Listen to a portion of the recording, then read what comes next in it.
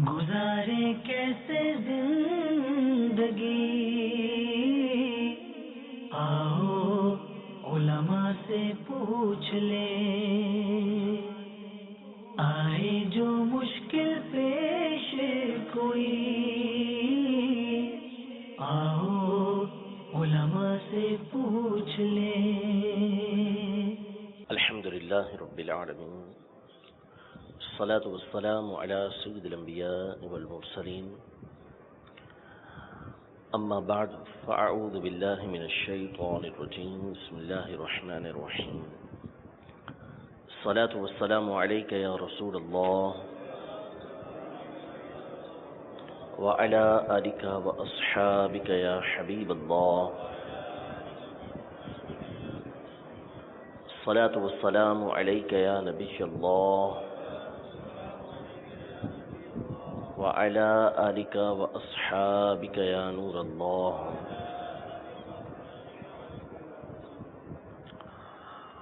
الحمدللہ عز و جل، فرض علوم کا سلسلہ جاری و ساری ہے۔ آج انشاءاللہ تبارک و تعالیٰ ایک بڑے ہی پیارا موضوع اور جان ایمان اور جان کائنات، یعنی ہمارے آقا و مولا مدینے والے مصطفیٰ صلی اللہ تعالیٰ علیہ وآلہ وسلم کی ذات گرامی کے حوالے سے ہمارے لیے کیا عقائد و نظریات رکھنا ضروری ہے، انشاءاللہ تبارک و تعالیٰ آج کے سلسلے میں اس کو بیان کرنے کی سعادت حاصل کریں گے۔ یقیناً یہ ایک انتہائی تر و تازہ اور روح کو تازہ کر دینے والا، ایمان کو تازہ کر دینے والا موضوع ہے۔ اعلیٰ حضرت امام اہل سنت رضی اللہ تعالیٰ عنہ تو یہاں تک فرماتے ہیں، نبی کریم صلی اللہ تعالیٰ علیہ وسلم کے نام مبارک کے حوالے سے، کہ حضور علیہ السلام کا نام مبارک ہی مومن کے دل کی طہارت ہے، یعنی مسلمانوں کے دل کو پاک کر دینے والا ہے نبی کریم صلی اللہ تعالیٰ علیہ وسلم کا نام۔ ویسے تو دیگر انبیاء کرام علیہم السلام کے جو ذکر ہیں وہ بھی اپنی جگہ عرفہ و اعلیٰ ہیں، ان کا بھی اپنا ہی ایک مقام و مرتبہ ہے، لیکن نبی کریم صلی اللہ تعالیٰ علیہ وآلہ وسلم یہ امام الانبیاء ہیں اور نبی الانبیاء ہیں، تمام انبیاء کرام علیہم السلام کے بھی نبی ہیں، سید المرسلین ہیں، تمام رسولوں کے سردار ہیں۔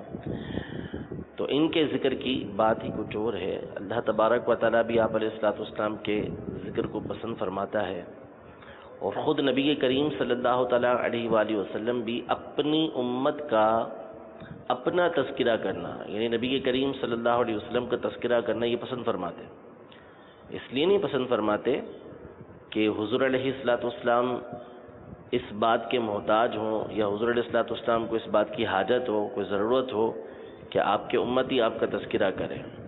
حضور علیہ السلام کو اپنا تذکرہ پسند آنا بھی اس کی الگ ہی وجوہت، الگ ہی وجہ ہے، یعنی اس کی بنیادی وجہ یہ ہے کہ آپ علیہ السلام کو اپنی امت سے بے انتہا محبت ہے، بے انتہا محبت، یعنی خود امتی کو اپنی جان سے اتنی محبت نہیں جتنی حضور علیہ السلام کو اپنی امت سے محبت ہے۔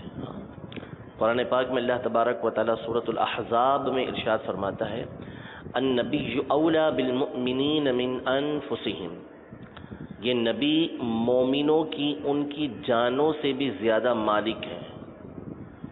یہ اولیٰ کا ایک معنی مالک ہے، یعنی حضور علیہ السلام مومنوں کی جو جان ہے، خود مومن اس کے اتنے مالک نہیں جتنے حضور علیہ السلام ان کی جانوں کے مالک ہیں، اور ان کی جانوں سے قریب ہیں، ان کی جانوں سے محبت کرنے والے ہیں خود ان سے زیادہ، کہ حضور علیہ السلام کا تذکرہ کرنا، ذکر خیر کرنا، یہ آپ کی ذات گرامی کو خود اس لیے پسند ہے کہ جب امتی حضور علیہ السلام کا ذکر خیر کرے گا، آپ علیہ السلام کے فضائل و کمالات کو بیان کرے گا، تو اللہ تبارک و تعالیٰ اس امتی سے خوش ہوگا، اس امتی سے خوش ہوگا، اس کے درجات بلند ہوں گے، اور اللہ تبارک و تعالیٰ کا راضی ہونا کسی بندے سے اور نبی کریم صلی اللہ علیہ وسلم کے امتی سے یہ نبی کریم صلی اللہ تعالی علیہ وسلم کو پسند ہے، اس لیے حضور علیہ الصلوۃ والسلام اس بات کو پسند فرمایا کرتے تھے کہ ان کے امتی ان پر درود پاک پڑھیں، ان کا ذکر خیر کرتے رہیں۔ یہ ایک وجہ علماء نے بیان فرمائی ہے۔ حقیقتاً نبی کریم صلی اللہ علیہ وسلم اس بات کے محتاج ہی نہیں ہیں، آپ کو اس بات کی حاجت نہیں ہے کہ آپ کے امتی آپ کا ذکر خیر کرتے رہیں، کیونکہ نبی کریم صلی اللہ تعالیٰ علیہ وسلم کی ذات گرامی تو وہ ہے کہ جن کا ذکر ان کا رب عز و جل ہمہ وقت فرماتا ہے۔ اللہ تبارک و تعالیٰ نبی کریم صلی اللہ تعالیٰ علیہ وسلم کا ذکر فرماتا ہے، آپ کی تعریف و توصیف فرماتا ہے، آپ کے ذکر کو بلند فرماتا ہے، تو پھر کون ہے کہ نبی کریم صلی اللہ تعالیٰ علیہ وآلہ وسلم کا ذکر ایسا کر سکے کہ جو اس کا حق ہے؟ تو حضور علیہ الصلوۃ والسلام اس کے محتاج نہیں، آپ کو اس کی حاجت نہیں کہ ہم آپ علیہ الصلوۃ والسلام کا ذکر کریں، بلکہ ہم اس بات کے محتاج ہیں کہ ہم نبی کریم صلی اللہ تعالیٰ علیہ وسلم کا ذکر کریں۔ تو اس لیے آج کے سلسلے میں جہاں عقائد و نظریات کو انشاءاللہ تبارک و تعالیٰ سننے کی سعادت حاصل کریں گے کہ حضور علیہ الصلوۃ والسلام کے حوالے سے کیا کیا باتیں ہم پر سیکھنا ضروری ہیں اور کیا کیا باتیں ہم پر حضور علیہ الصلوۃ والسلام کے حوالے سے جاننا اور اس کا اعتقاد رکھنا یہ ضروری ہے۔ اولاً تو میں یہ عرض کرتا چلوں آگے عقیدہ اور نظریہ بیان کرنے سے پہلے کہ جو باتیں بھی بیان کی جائیں گی حضور علیہ الصلوۃ والسلام کے حوالے سے، جو باتیں بھی بیان ہوں، چاہے وہ عقیدے کے حوالے سے ہوں، چاہے وہ ویسے ہی فضیلت کے حوالے سے ہوں، کما حق ہو، یعنی جیسا کہ اس کو بیان کرنے کا حق ہے، چاہے فضیلت کے حوالے سے چاہے عقیدے کے حوالے سے، یہ انسانی بس کے اندر ہے ہی نہیں کہ جس طرح بیان کرنے کا حق ہے وہ اس کو بیان کر سکے، اور اس کی بہت ساری وجوہات قرآن و حدیث کے اندر موجود ہیں کہ خالق کائنات جس نے اس زمین و آسمان کو بنایا، زمین و آسمان میں اور ان کے علاوہ جو کچھ ہے وہ اللہ تبارک و تعالیٰ کی ملک ہے، وہی خالق حقیقی ہے، وہی مالک حقیقی ہے۔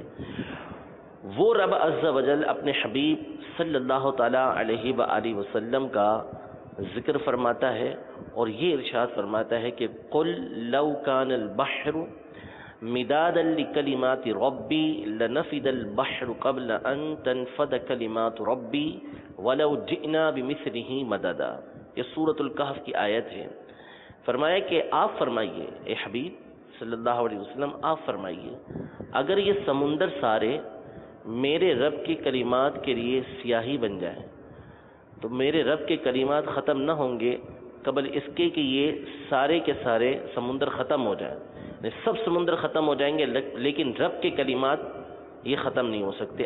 وَلَوْ جِئْنَا بِمِثْلِهِ مَدَدًا، اللہ تبارک و تعالیٰ فرماتا ہے اگرچہ کہ ہم ان سمندروں کی مثل اور سمندر لے کر آ جائیں، رب کے کلمات کبھی ختم نہیں ہو سکتے۔ کیا ہیں رب کے کلمات؟ رب کے کلمات کیا ہیں؟ تو اس حوالے سے شیخ محقق شیخ عبدالحق محدث دہلوی رحمۃ اللہ تعالیٰ علیہ نے یہ ارشاد فرمایا کہ اس سے مراد نبی کریم صلی اللہ تعالیٰ علیہ وسلم کے فضائل و کمالات ہیں، حضور علیہ الصلوۃ والسلام کے فضائل و کمالات ہیں۔ تو اب اس کا معنی سامنے رکھیں تو معنی یہ بنے گا کہ اگر سمندر سارے کے سارے حضور علیہ الصلوۃ والسلام کے فضائل و کمالات کو لکھنے کے لیے سیاہی بن جائیں تو سارے کے سارے سمندر ختم ہوں گے، لیکن نبی کریم صلی اللہ تعالیٰ علیہ وسلم کے کمالات ختم نہیں ہو سکتے اگرچہ اور اس کی مثل لے کر آ جائے۔ وجہ اس کی ایک اور علماء نے یہ بیان فرمایا کہ کیوں ختم نہیں ہو سکتے۔ فرمایا وَلَلْآخِرَةُ خَيْرٌ لَكَ مِنَ الْأُولَىٰ، یعنی آپ کی آنے والی ہر گھڑی آپ کی گزری ہوئی گھڑی سے بہتر ہے۔ ہر لمحہ نبی کریم صلی اللہ تعالیٰ علیہ وسلم کے کمالات میں، آپ کے درجات کے اندر، آپ کے مقامات کے اندر اللہ کی بارگاہ میں اضافہ ہوتا ہی جاتا ہے، ہوتا ہی جاتا ہے۔ بندہ سانس لیتا ہے اس سے پہلے نبی کریم صلی اللہ علیہ وسلم کا مقام و مرتبہ اللہ کی بارگاہ کے اندر بڑھ چکا ہوتا ہے، اور یہ کوئی دنیاوی مرتبے نہیں ہے، دنیاوی مقامات نہیں ہیں کہ جس کی کوئی انتہا ہو۔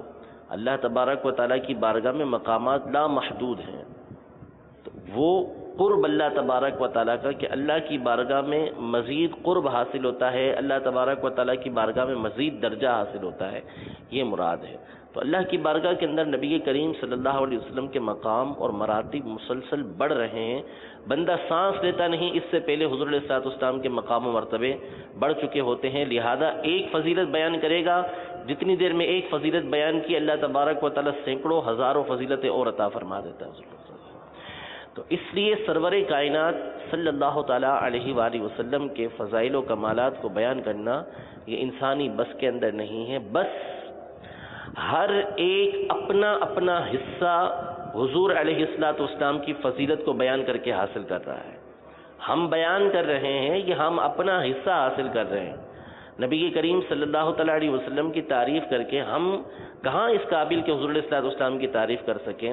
ایک عربی شاعر بڑی پیاری بات ذکر کرتے ہیں، فرماتے ہیں کہ ما ان مدحت محمدا بمقالتی ولکن مدحت مقالتی بمحمد صلی اللہ علیہ وسلم.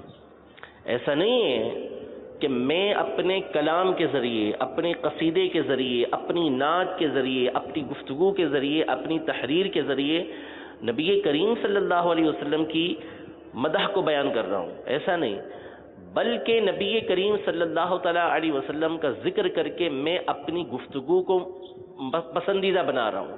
اپنی گفتگو کی میں تعریف نبی کریم صلی اللہ تعالیٰ علیہ وسلم کے ذریعے کر رہا ہوں. تو اس لیے ہم جو بھی ذکر کرتے ہیں حضور علیہ الصلوۃ والسلام کا، یہ ہم بارگاہ رسالت میں اپنا حصہ حاصل کر رہے ہوتے ہیں.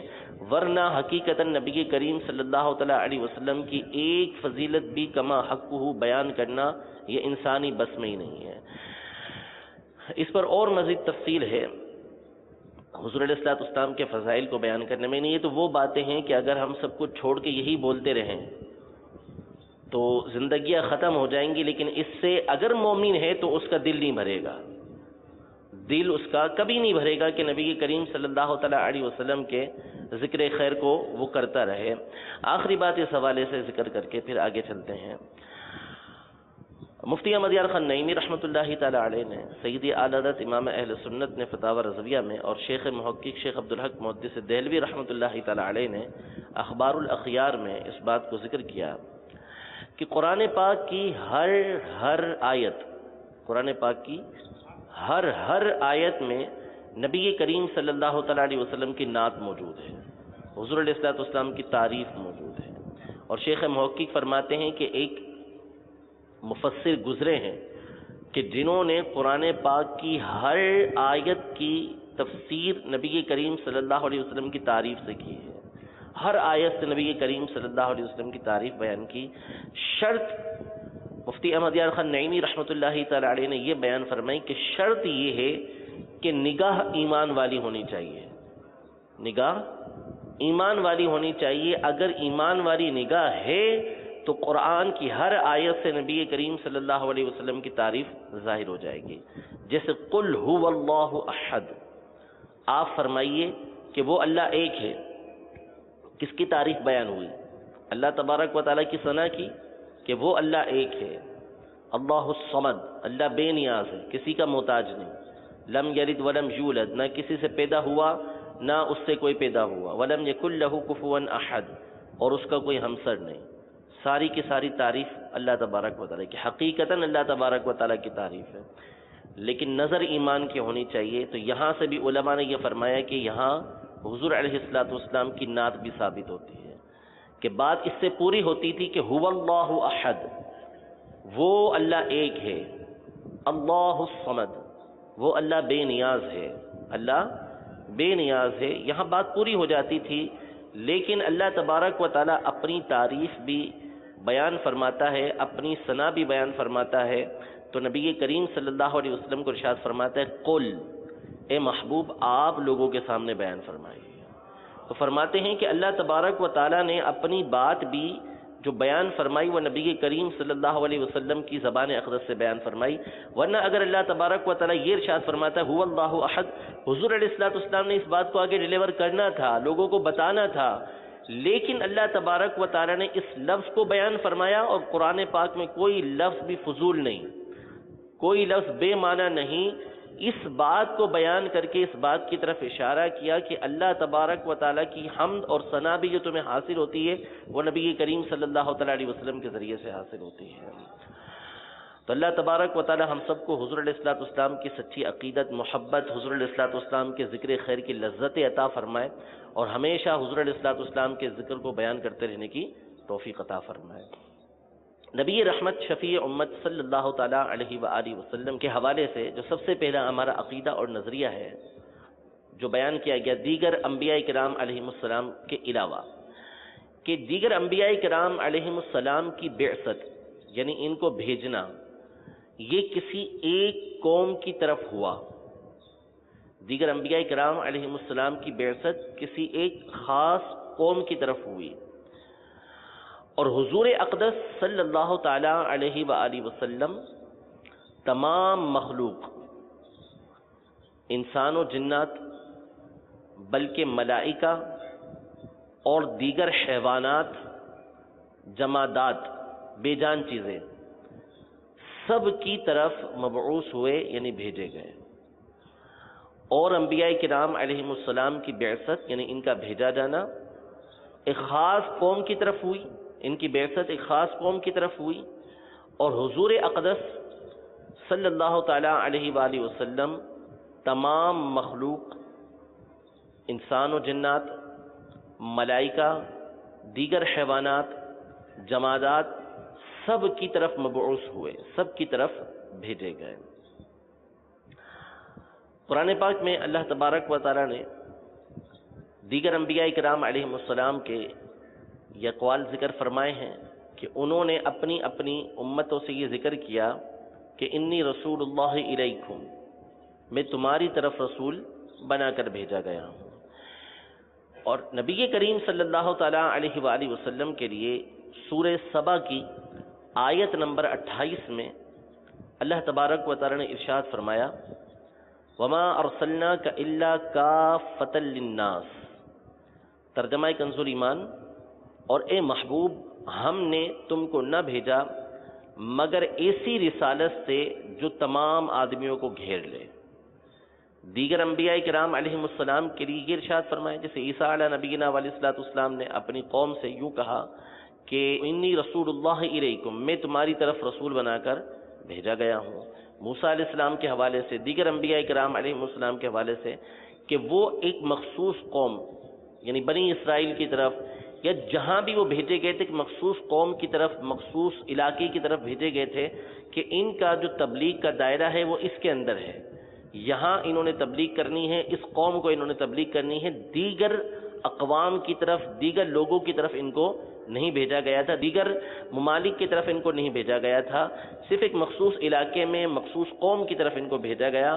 لیکن نبی کریم صلی اللہ تعالی علیہ وآلہ وسلم کو جو اللہ تبارک و تعالی نے مبعوث فرمایا، آپ کی جو رسالت ہے وہ تمام کائنات کو عام ہے، ہر جگہ نبی کریم صلی اللہ تعالی علیہ وسلم کی رسالت ہے، لہذا جس تک بھی نبی کریم صلی اللہ تعالی علیہ وآلہ وسلم کی رسالت کی خبر پہنچی، اس پر نبی کریم صلی اللہ تعالی علیہ وسلم پر ایمان لانا یہ لازم ہوا کہ اس نے حضور علیہ الصلوۃ والسلام پر ایمان لانا ہی لانا ہے۔ اسی طرح سورۃ الاعراف کی آیت نمبر 158 میں ارشاد فرمایا قل یا ایھا الناس انی رسول اللہ الیکم جمیعا، ترجمہ کنز ایمان، تم فرماؤ اے لوگو میں تم سب کی طرف اس اللہ کا رسول ہوں، تم سب کی طرف اللہ کا رسول ہوں۔ اے لوگو، یہ نہیں فرمایا یا ایھا الذین آمنوا، بلکہ یا ایھا الناس، اے لوگو، اب چاہے اس میں کوئی بھی ہو سب کے لیے فرما دیا کہ سب کی طرف اللہ تبارک و تعالیٰ کی طرف سے تمہاری طرف رسول بن کر آیا ہوں۔ اسی بات کو صحیح مسلم کی ایک حدیث پاک کے اندر حضرت سیدنا ابو ہریرہ رضی اللہ تعالی عنہ سے مروی حدیث پاک ہے، ارشاد فرمایا وَأُرْسِلْتُ إِلَى الْخَلْقِ كَافَّةً، یعنی مجھے تمام مخلوق کی طرف رسول بنا کر بھیجا گیا ہے۔ ایک اور حدیث مبارکہ جو صحیح بخاری و مسلم شریف کی ہے، حضرت سیدنا جابر بن عبداللہ رضی اللہ تعالیٰ عنہ سے مروی ہے، ارشاد فرمایا وَكَانَ النَّبِيُّ يُبْعَثُ إِلَى قَوْمِهِ خَاصَّةً وَبُعِثْتُ إِلَى النَّاسِ عَامَّةً، یعنی انبیاء کرام علیہم السلام اپنی قوم کی طرف خاص طور پہ بھیجے جاتے تھے، اور مجھے تمام لوگوں کی طرف رسول بنا کر بھیجا گیا ہے۔ اب یہاں پر یہ بنیادی طور پہ بات یاد رکھ لیں کہ جو بھی افراد ہیں نبی کریم صلی اللہ تعالیٰ علیہ وسلم، یہ نبی الانبیاء ہیں، جو بھی ہو وہ حضور علیہ الصلوۃ والسلام کی امت کے اندر داخل ہے، چاہے مسلمان ہو چاہے کافر ہو۔ لیکن امت کی دو قسمیں ہیں، امت کی دو قسمیں ہیں۔ نمبر ایک، امت اجابت، امت اجابت، اجابت کا معنی قبول کرنا ہوتا ہے، اجابت کا معنی قبول کرنا، الف جیم الف با اور تا، اجابت۔ امت اجابت یعنی وہ امت، وہ افراد کہ جنہوں نے نبی کریم رؤوف الرحیم صلی اللہ تعالیٰ علیہ وآلہ وسلم کی دعوت کو قبول کیا، یعنی حضور علیہ الصلوۃ والسلام جو پیغام لے کر آئے، ایمان کی دعوت دی، تو جنہوں نے حضور علیہ الصلوۃ والسلام کی دعوت کو قبول کیا، جیسے مسلمان صحیح العقیدہ، انہوں نے حضور علیہ الصلوۃ والسلام کی دعوت کو کامل طور پر قبول کیا، تو ایسے افراد کو امت اجابت کہتے ہیں کہ یہ حضور علیہ الصلوۃ والسلام کی دعوت پر لبیک کہنے والے ہیں، اس کو قبول کرنے والے ہیں۔ تو قیامت تک جو جو افراد حضور علیہ الصلوۃ والسلام پر ایمان لے کر آئیں گے وہ سارے کے سارے امت اجابت کہلاتے ہیں۔ اور دوسری امت ہوتی ہے امت دعوت، امت دعوت۔ دعوت کا معنی آپ سمجھتے ہیں کہ جن کو دعوت دی گئی ہو، بلایا گیا۔ تو امت دعوت میں تمام کے تمام وہ لوگ شامل ہیں کہ جو حضور علیہ الصلوۃ والسلام پر ایمان لے کر نہیں آئے۔ یہ کفار جو ہیں جتنے بھی ہیں یہ سارے حضور کی امت دعوت کے اندر شامل ہیں۔ حضور علیہ الصلوۃ والسلام کی جو رسالت کی دعوت ہے، آپ کا جو پیغام ہے، یہ ان تک پہنچا، دعوت پہنچ چکی، اجابت نہیں ہوئی، انہوں نے قبول نہیں کیا، انہوں نے قبول نہیں کیا، اس لیے ان کو امت دعوت کہا جاتا ہے۔ تو حضور علیہ الصلوۃ والسلام کی جو بعثت ہے وہ تمام لوگوں کو عام ہے، لیکن امت کی دو قسمیں ہیں، امت اجابت اور امت دعوت۔ امت اجابت وہ کہ جس نے نبی کریم صلی اللہ تعالیٰ علیہ وآلہ وسلم کی دعوت کو قبول کیا، اور امت دعوت وہ کہ جس نے حضور علیہ الصلوۃ والسلام کی دعوت کو قبول نہیں کیا، پیغام ان تک پہنچ چکا ہے۔ انبیاء کرام علیہم السلام کی طرف بھی نبی کریم صلی اللہ علیہ وسلم کی نبوت ہے، یعنی آپ علیہ الصلوۃ والسلام دیگر انبیاء کرام علیہم السلام کے بھی نبی ہیں، ان کے بھی نبی ہیں۔ اور عالم ارواح کے اندر، عالم ارواح میں یعنی جب اجسام نہیں بنے تھے، تو اس عالم ارواح کے اندر نبی کریم صلی اللہ تعالیٰ علیہ وآلہ وسلم ان تمام انبیاء کرام علیہم السلام کی تربیت فرمایا کرتے تھے کہ اللہ تبارک و تعالیٰ کی عبادت کیسے کرنی ہے، اللہ تبارک و تعالیٰ کی بارگاہ میں مقام و مرتبہ کس طرح بڑھتا ہے۔ یہ نبی کریم صلی اللہ تعالیٰ علیہ وسلم دیگر انبیاء کرام علیہم السلام کو سکھایا کرتے تھے۔ اور انبیاء کرام علیہم السلام اس بات کی تمنا کرتے تھے، یعنی جب وہ حضور علیہ الصلوۃ والسلام کی امت کے فضائل و کمالات کو سنتے کہ اللہ تبارک و تعالیٰ نے کیسے کیسے فضائل اور کمالات اس امت کو عطا فرمائے ہیں، یعنی حضور علیہ الصلوۃ والسلام کے صدقے اور طفیل، آپ کے صدقے میں اللہ تبارک و تعالیٰ نے اس امت کو بے شمار فضائل اور کمالات عطا فرمائے ہیں۔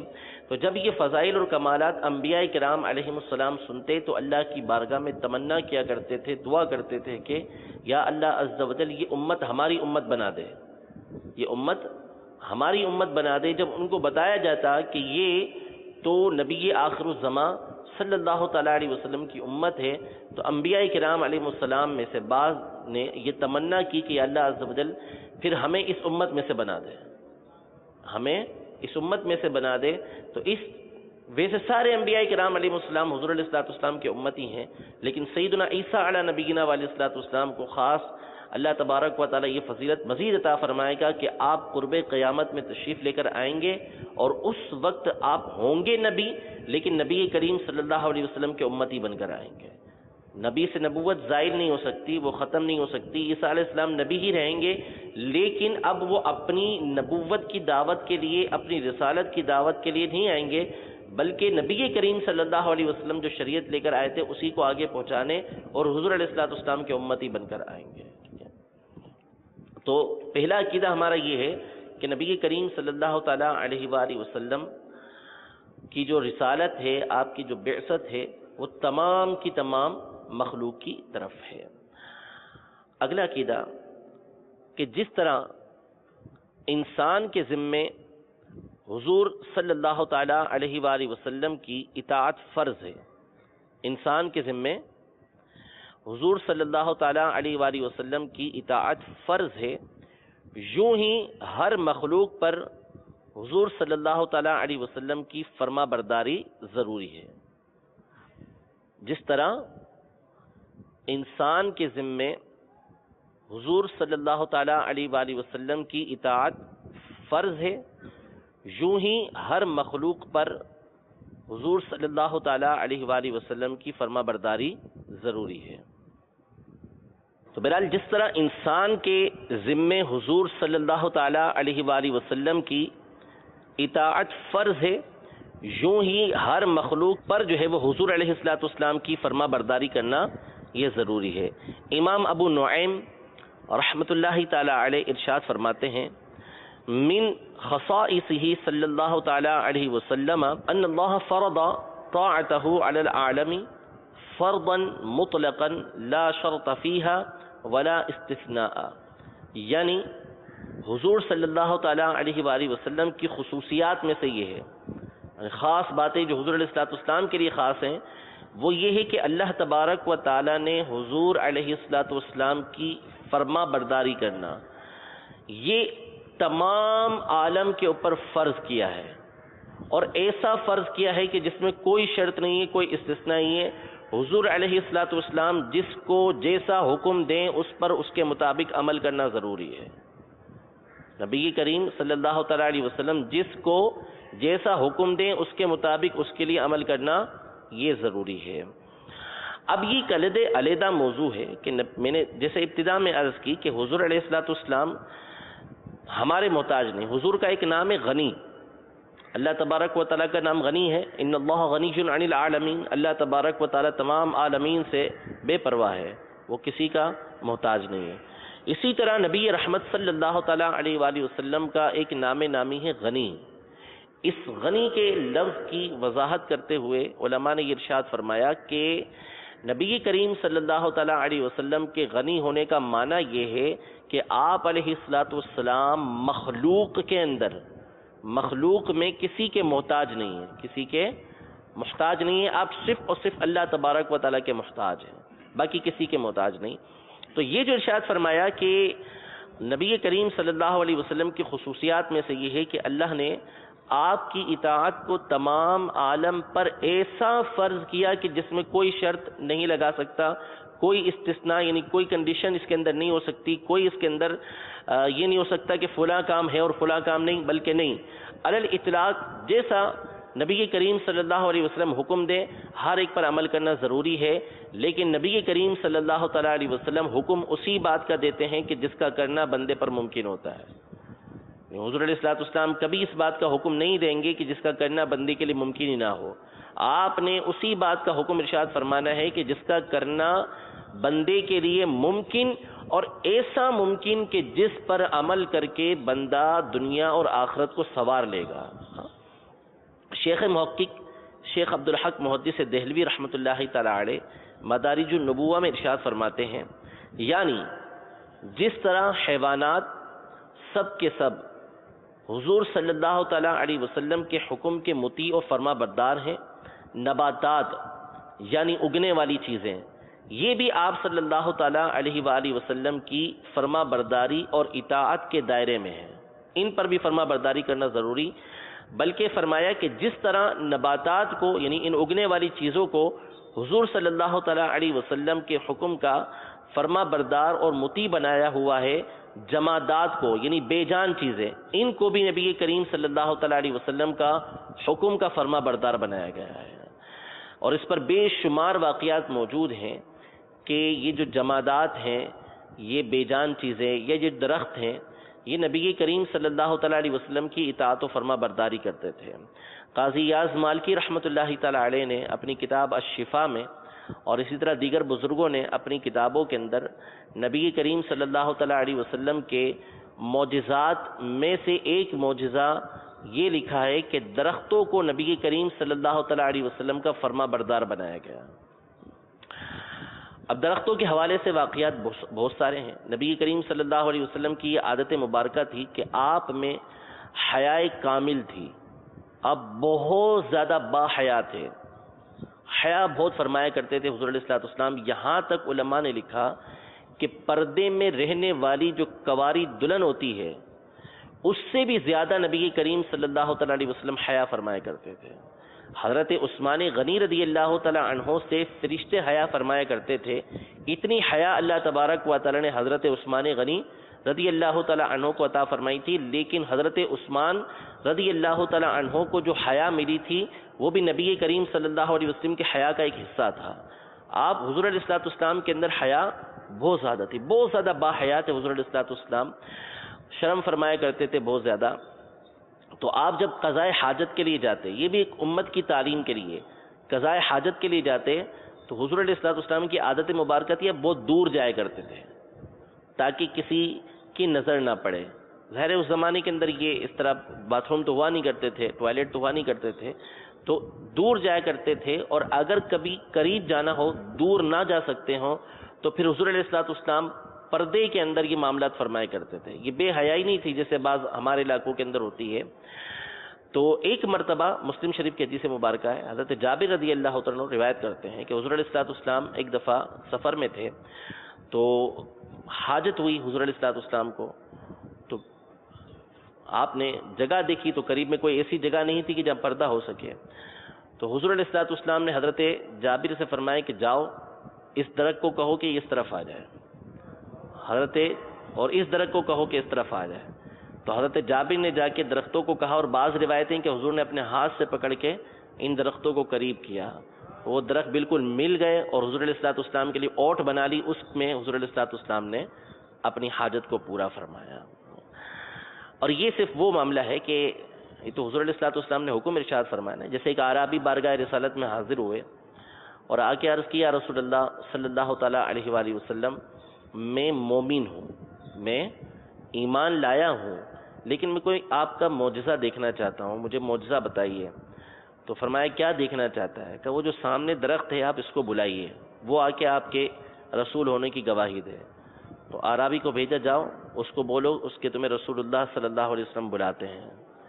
وہ گیا اور اس نے جا کے درخت سے یہ کہا کہ حضور علیہ الصلوۃ والسلام بلاتے ہیں۔ مشہور واقعہ ہے کہ وہ درخت اپنی جڑوں کے ساتھ نکل کر بارگاہ رسالت میں گھسیٹتا ہوا حاضر ہوا۔ حضور علیہ الصلوۃ والسلام نے ارشاد فرمایا کہ میں کون ہوں؟ تو اس نے کہا کہ آپ اللہ تبارک و تعالیٰ کے رسول ہیں، گواہی دی اس بات کی۔ تو وہ اعرابی جلدی سے کہہ اٹھا کہ بس بس۔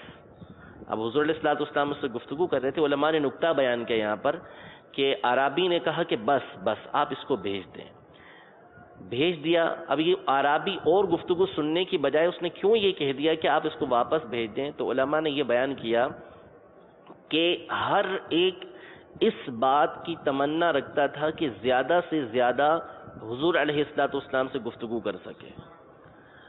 تو یہ اعرابی دیکھنے لگے کہ اب حضور علیہ الصلوۃ والسلام اگر اس درخت سے گفتگو میں مصروف ہوئے تو میں کب گفتگو کروں گا، لہذا عرض کی کہ آپ اس درخت کو واپسی بھیج دیجیے تاکہ میں آپ علیہ الصلوۃ والسلام سے گفتگو کر سکوں۔ یہ ہمیشہ سے ہوتا ہوا آیا ہے کہ ہر ایک نبی کریم صلی اللہ علیہ وسلم سے گفتگو کی چاہت رکھتا ہے۔ یہ تھا حضور علیہ الصلوۃ والسلام کا بلانا۔ مسند احمد اور دیگر کئی کتابوں کے اندر یہ حدیث پاک موجود ہے کہ ایک مرتبہ نبی کریم صلی اللہ تعالیٰ علیہ وسلم کسی جگہ پر تشریف فرما تھے تو آپ نے آرام کیا، تو ایک صحابی حضرت یعلا بن مرہ رضی اللہ تعالیٰ عنہ یہ کہتے ہیں کہ میں نے دیکھا کہ ایک درخت آیا، اور پھر اس میں دو روایتیں ہیں، چلتا ہوا آیا درخت، حضور علیہ الصلوۃ والسلام آرام فرما رہے۔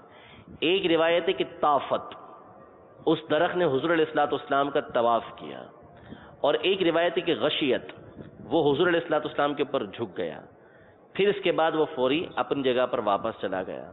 جب حضور علیہ الصلوۃ والسلام بیدار ہوئے تو یہ یاد رکھیے کہ انبیاء کرام علیہم السلام کی آنکھیں سوتی ہیں، دل نہیں سوتے، ان کے دل جاگ رہے ہوتے ہیں۔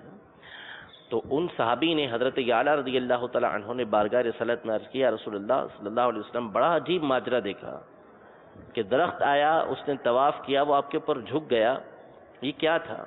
تو غیب داں اللہ تبارک و تعالیٰ کے اذن سے نبی کریم صلی اللہ تعالیٰ علیہ وسلم غیب کا علم رکھتے ہیں، فرمایا کہ اس درخت نے بارگاہ رب العزت میں عرض کی تھی کہ یا اللہ عز و جل مجھے اس بات کی اجازت دے کہ میں تیرے حبیب صلی اللہ تعالیٰ علیہ وسلم کی بارگاہ میں حاضر ہو کر ان کو سلام عرض کر سکوں، تو میں وہ اس لیے میری پاس آیا تھا کہ میری بارگاہ میں حاضر ہو کر مجھے سلام کر سکے۔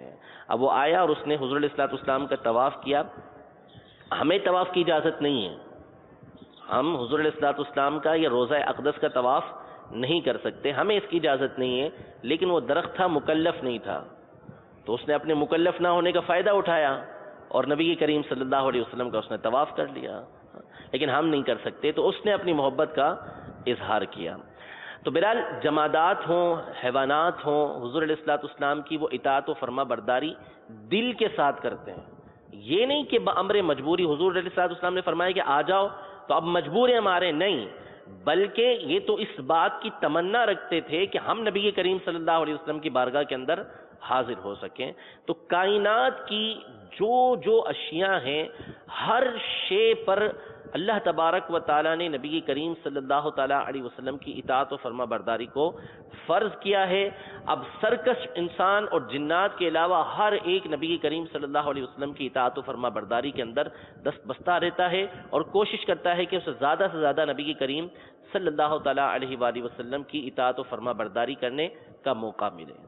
اگلا عقیدہ نبی کریم صلی اللہ تعالیٰ علیہ وسلم کی ذات کے حوالے سے وہ یہ ہے کہ حضور اقدس صلی اللہ تعالیٰ علیہ وآلہ وسلم ملائکہ، انسان، جنات، حور و غلمہ، حیوانات، جمادات، غرض تمام عالم، حضور اقدس صلی اللہ تعالیٰ علیہ وسلم ملائکہ، انسان، جنات، جنت کی حور و غلمہ جو وہاں کے خادمین ہوں گے وہ تمام، اسی طرح حیوانات، جمادات، غرض تمام عالم کے لیے رحمت ہے۔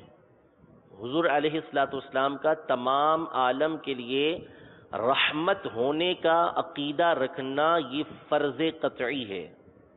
حضور علیہ الصلوۃ والسلام کے تمام عالم کے لیے رحمت ہونے کا عقیدہ رکھنا، جس میں تمام چیزیں شامل ہیں، اس کے لیے رحمت کا عقیدہ رکھنا یہ فرض ہے، ضروری ہے۔ اور ان تمام میں سب سے زیادہ مہربان نبی کریم صلی اللہ تعالیٰ علیہ وسلم مسلمانوں پر ہیں۔ رحمت سب کے لیے ہے، ملائکہ کے لیے، جنات کے لیے، انسان کے لیے، جنت کی حوروں کے لیے، حیوانات کے لیے، جمادات کے لیے، لیکن ان میں تمام کے لیے سب سے زیادہ مہربان نبی کریم صلی اللہ تعالیٰ علیہ وسلم مسلمانوں پر ہیں۔ مشہور آیت کریمہ ہے سورۃ الانبیاء کی آیت نمبر 107، اللہ تبارک و تعالیٰ ارشاد فرماتا ہے وَمَا أَرْسَلْنَاكَ إِلَّا رَحْمَةً لِّلْعَالَمِينَ، ترجمہ کنز الایمان، اور ہم نے تمہیں نہ بھیجا مگر رحمت سارے جہان کے لیے۔ علامہ آلوسی رحمۃ اللہ تعالی علیہ تفسیر روح المعانی میں ارشاد فرماتے ہیں کہ انہ صلی اللہ تعالی علیہ وسلم انما بعث رحمۃ لکل فرد من العالمین ملائکتہم وانسہم وجنہم ولا فرق بین المؤمن والکافر من الانس والجن فی ذلک، یعنی نبی کریم صلی اللہ تعالی علیہ وسلم عالمین میں ہر فرد کے لیے رحمت ہے، اور آپ کو عالم کے ہر فرد کے لیے رحمت بنا کر بھیجا گیا ہے۔ اس میں ملائکہ بھی شامل ہیں، اس میں انسان بھی شامل ہیں، اس میں جن بھی شامل ہیں۔ اور پھر فرماتے ہیں کہ اس میں جنات اور انسان کے چاہے مومن ہو چاہے کافر ہو، چاہے مومن ہو چاہے کافر ہو، ہر فرد کے لیے نبی کریم صلی اللہ تعالیٰ علیہ وسلم رحمت بنا کر بھیجے گئے ہیں۔ اس کی تفصیل یہ ہے کہ قرآن پاک میں اللہ تبارک و تعالی نے یہ ارشاد فرمایا کہ وما ارسلناک الا رحمتا للعالمین، ہم نے آپ کو تمام عالمین کے لیے رحمت بنا کر بھیجا۔ عالم کا معنی، عالمین یہ عالم کی جمع ہے، عالمین عالم کی جمع ہے۔ عالم کہتے ہیں ما سوی اللہ کو، یعنی اللہ تبارک و تعالیٰ کے علاوہ جو کچھ ہے، ذات باری تعالیٰ کے علاوہ جو کچھ بھی ہے، اللہ تبارک و تعالیٰ کی ذات کے علاوہ جو کچھ بھی ہے وہ سب کا سب عالم ہے۔ زمین ہو، آسمان ہو، جنت ہو، دوزخ ہو، انسان ہو، جنات ہو، کوئی شے ہو کائنات کے اندر، نبی کریم صلی اللہ تعالیٰ علیہ وسلم ہو، انبیاء کرام علیہ السلام ہو، اللہ کے سوا جو چیز بھی ہے اس کو عالم کہتے ہیں، اس کو عالم کہتے ہیں۔ یہاں اعلی حضرت امام اہل سنت رضی اللہ تعالیٰ عنہ نے اس آیت کی تفسیر کرتے ہوئے ارشاد فرمایا، جس کا خلاصہ یہ ہے کہ جب اللہ تبارک و تعالیٰ نے یہ ارشاد فرما دیا کہ نبی کریم صلی اللہ تعالیٰ علیہ وآلہ وسلم تمام عالمین کے لیے رحمت ہیں، اور عالم کا مطلب یہ ہے کہ اللہ تبارک و تعالیٰ کے سوا جو کچھ ہے وہ کیا ہے؟ عالم ہے، تو نتیجہ یہ نکلا کہ اللہ تبارک و تعالیٰ کے علاوہ ہر فرد کے لیے نبی کریم صلی اللہ تعالیٰ علیہ وسلم یہ رحمت بن کر آئے ہیں۔ ٹھیک ہے، کوئی شے ہو۔ پھر مزید فرماتے ہیں اعلیٰ حضرت امام اہل سنت کے رحمت کس طرح کہ ازل سے ابد تک، ازل سے ابد تک، ارض و سما یعنی زمین و آسمان میں، دنیا ہو یا آخرت، دین ہو یا دنیا ہو، روح ہو یا جسم ہو، چھوٹی ہو یا بڑی ہو، ہر طرح کی نعمت اور دولت جس کو مل رہی ہے یا ملے گی، سب نبی کریم صلی اللہ تعالیٰ علیہ وآلہ وسلم کی بارگاہ سے ملتی ہے۔ اس کی تفصیل میں آپ کو سمجھاؤں کہ بعض چیزیں ہوتی ہیں کہ جن کے بغیر زندگی یا تو ممکن نہیں ہوتی یا بہت مشکل ہوتی ہے، اور ہر چیز کی ایک لمٹ ہوتی ہے، ایک انتہا ہوتی ہے۔ بندہ جو مختلف چیزوں کا محتاج ہوتا ہے ان کی انتہا ہوتی ہے۔ مثال کے طور پر بندہ رہنے کا محتاج ہے، تو رہنے کے لیے اس کو گھر چاہیے، گھر میں رہے گا، ٹھیک ہے، گھر کا بندہ محتاج ہوا، لیکن گھر کی طرف بندے کا محتاج ہونا ایک لمٹ ہے۔ بندہ ایسا محتاج نہیں ہوتا کہ بغیر گھر کے زندہ ہی نہ رہ سکے۔ لوگ روڈوں پر رہتے ہیں، مختلف جگہوں پر رہ لیتے ہیں، تو گھر کی طرف بندے کی احتیاج ہے، اس کا محتاج ہونا ہے، لیکن ایک لمٹ کے اندر، ٹھیک ہے۔ بندہ بغیر گھر کے رہ لیتا ہے، لیکن کھائے بغیر بندہ نہیں رہ سکتا، یعنی گھر کے بغیر رہ لے گا لیکن کھائے بغیر نہیں رہ سکتا۔ 2 دن 3 دن بھوکا رہے گا، ظاہر سی بات ہے اس کے بعد انتہا ہو جائے گی، یا تو کھائے گا یا مر جائے گا، اس سے زیادہ نہیں ہو سکتا۔ لیکن کھانے کی بھی ایک محتاجی ہے، 2 سے 3 دن، اور بعض لوگ اس سے زیادہ بھوکے رہ لیتے ہیں، ان کی ایک حد ہوتی ہے، کھانے کی ایک حد ہوتی ہے۔ ایسا نہیں کہ بندہ ہر وقت محتاج ہو کہ ابھی کھاؤں، ہر لمحہ کھاتا رہے، ایسا نہیں ہے، بلکہ ایک لمٹ کے اندر محتاج ہوتا ہے۔ بندہ کھاتا ہے، پیٹ بھر گیا، اب کھانے کی محتاجی نہیں ہے، لیکن کھانے کے مقابلے میں پینے کی محتاجی زیادہ ہے۔ بندہ 2 دن 3 دن بھوکا رہے گا، لیکن پانی 1-2 دن اگر نہ پیے تو اس کی حالت خراب ہو جائے گی۔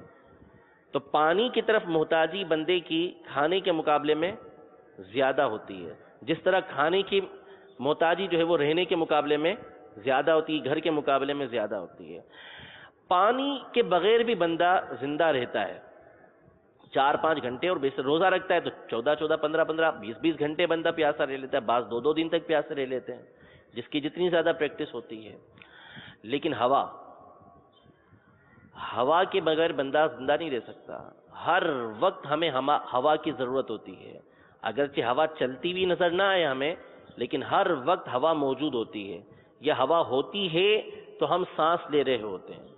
اگر ہوا آدھے پونے گھنٹے کے لیے بند ہو جائے، بالکل بند ہو جائے، جیسے بعض اوقات سزا کے طور پر لوگوں کو کیبن کے اندر بند کرتے ہیں تو اس کی آکسیجن باہر کھینچ لیتے ہیں، وہ اندر تڑپ تڑپ کے مر جاتا ہے۔ یہ سزائے موت کا ایک طریقہ کار ہے جو کفار کا نکالا ہوا ہے، اس طریقے سے وہ موت دیتے ہیں، یعنی مارتے ہیں، بندوں کو سزا دیتے ہیں۔ تو یہ ایک اذیت ناک سزا ہوتی ہے کہ اس کی ساری آکسیجن کو باہر کھینچا، اور پھر نتیجہ یہ نکلا کہ تھوڑی دیر میں وہ مر جاتا ہے۔ تو پانی کے مقابلے میں بندہ ہوا کا زیادہ محتاج ہوتا ہے، ٹھیک ہے۔ لیکن ہوا کے بغیر بھی کچھ دیر زندہ رہنا یہ ممکن ہے۔ بعض لوگ عادی ہوتے ہیں، پورا دن سانس روک لیتے ہیں، پانی کے اندر پورا دن اتر جاتے ہیں، ایسا سانس روکنے کی ان کو پریکٹس ہوتی ہے بغیر کسی مشین کے۔ یہ ایسے افراد ہوتے ہیں کہ جو اتنی دیر تک سانس روک سکتے ہیں.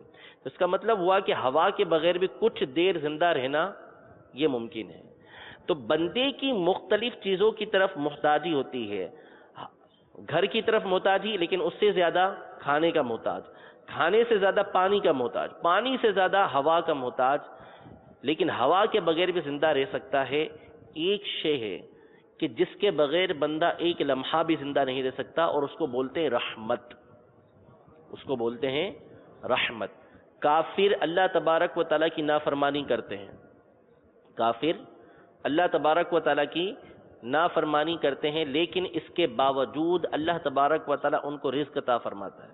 ان کو رزق عطا فرماتا ہے. حالانکہ اگر کوئی نافرمان ہو، بات نہ مانے، تو اس کو رزق نہیں دیا جاتا.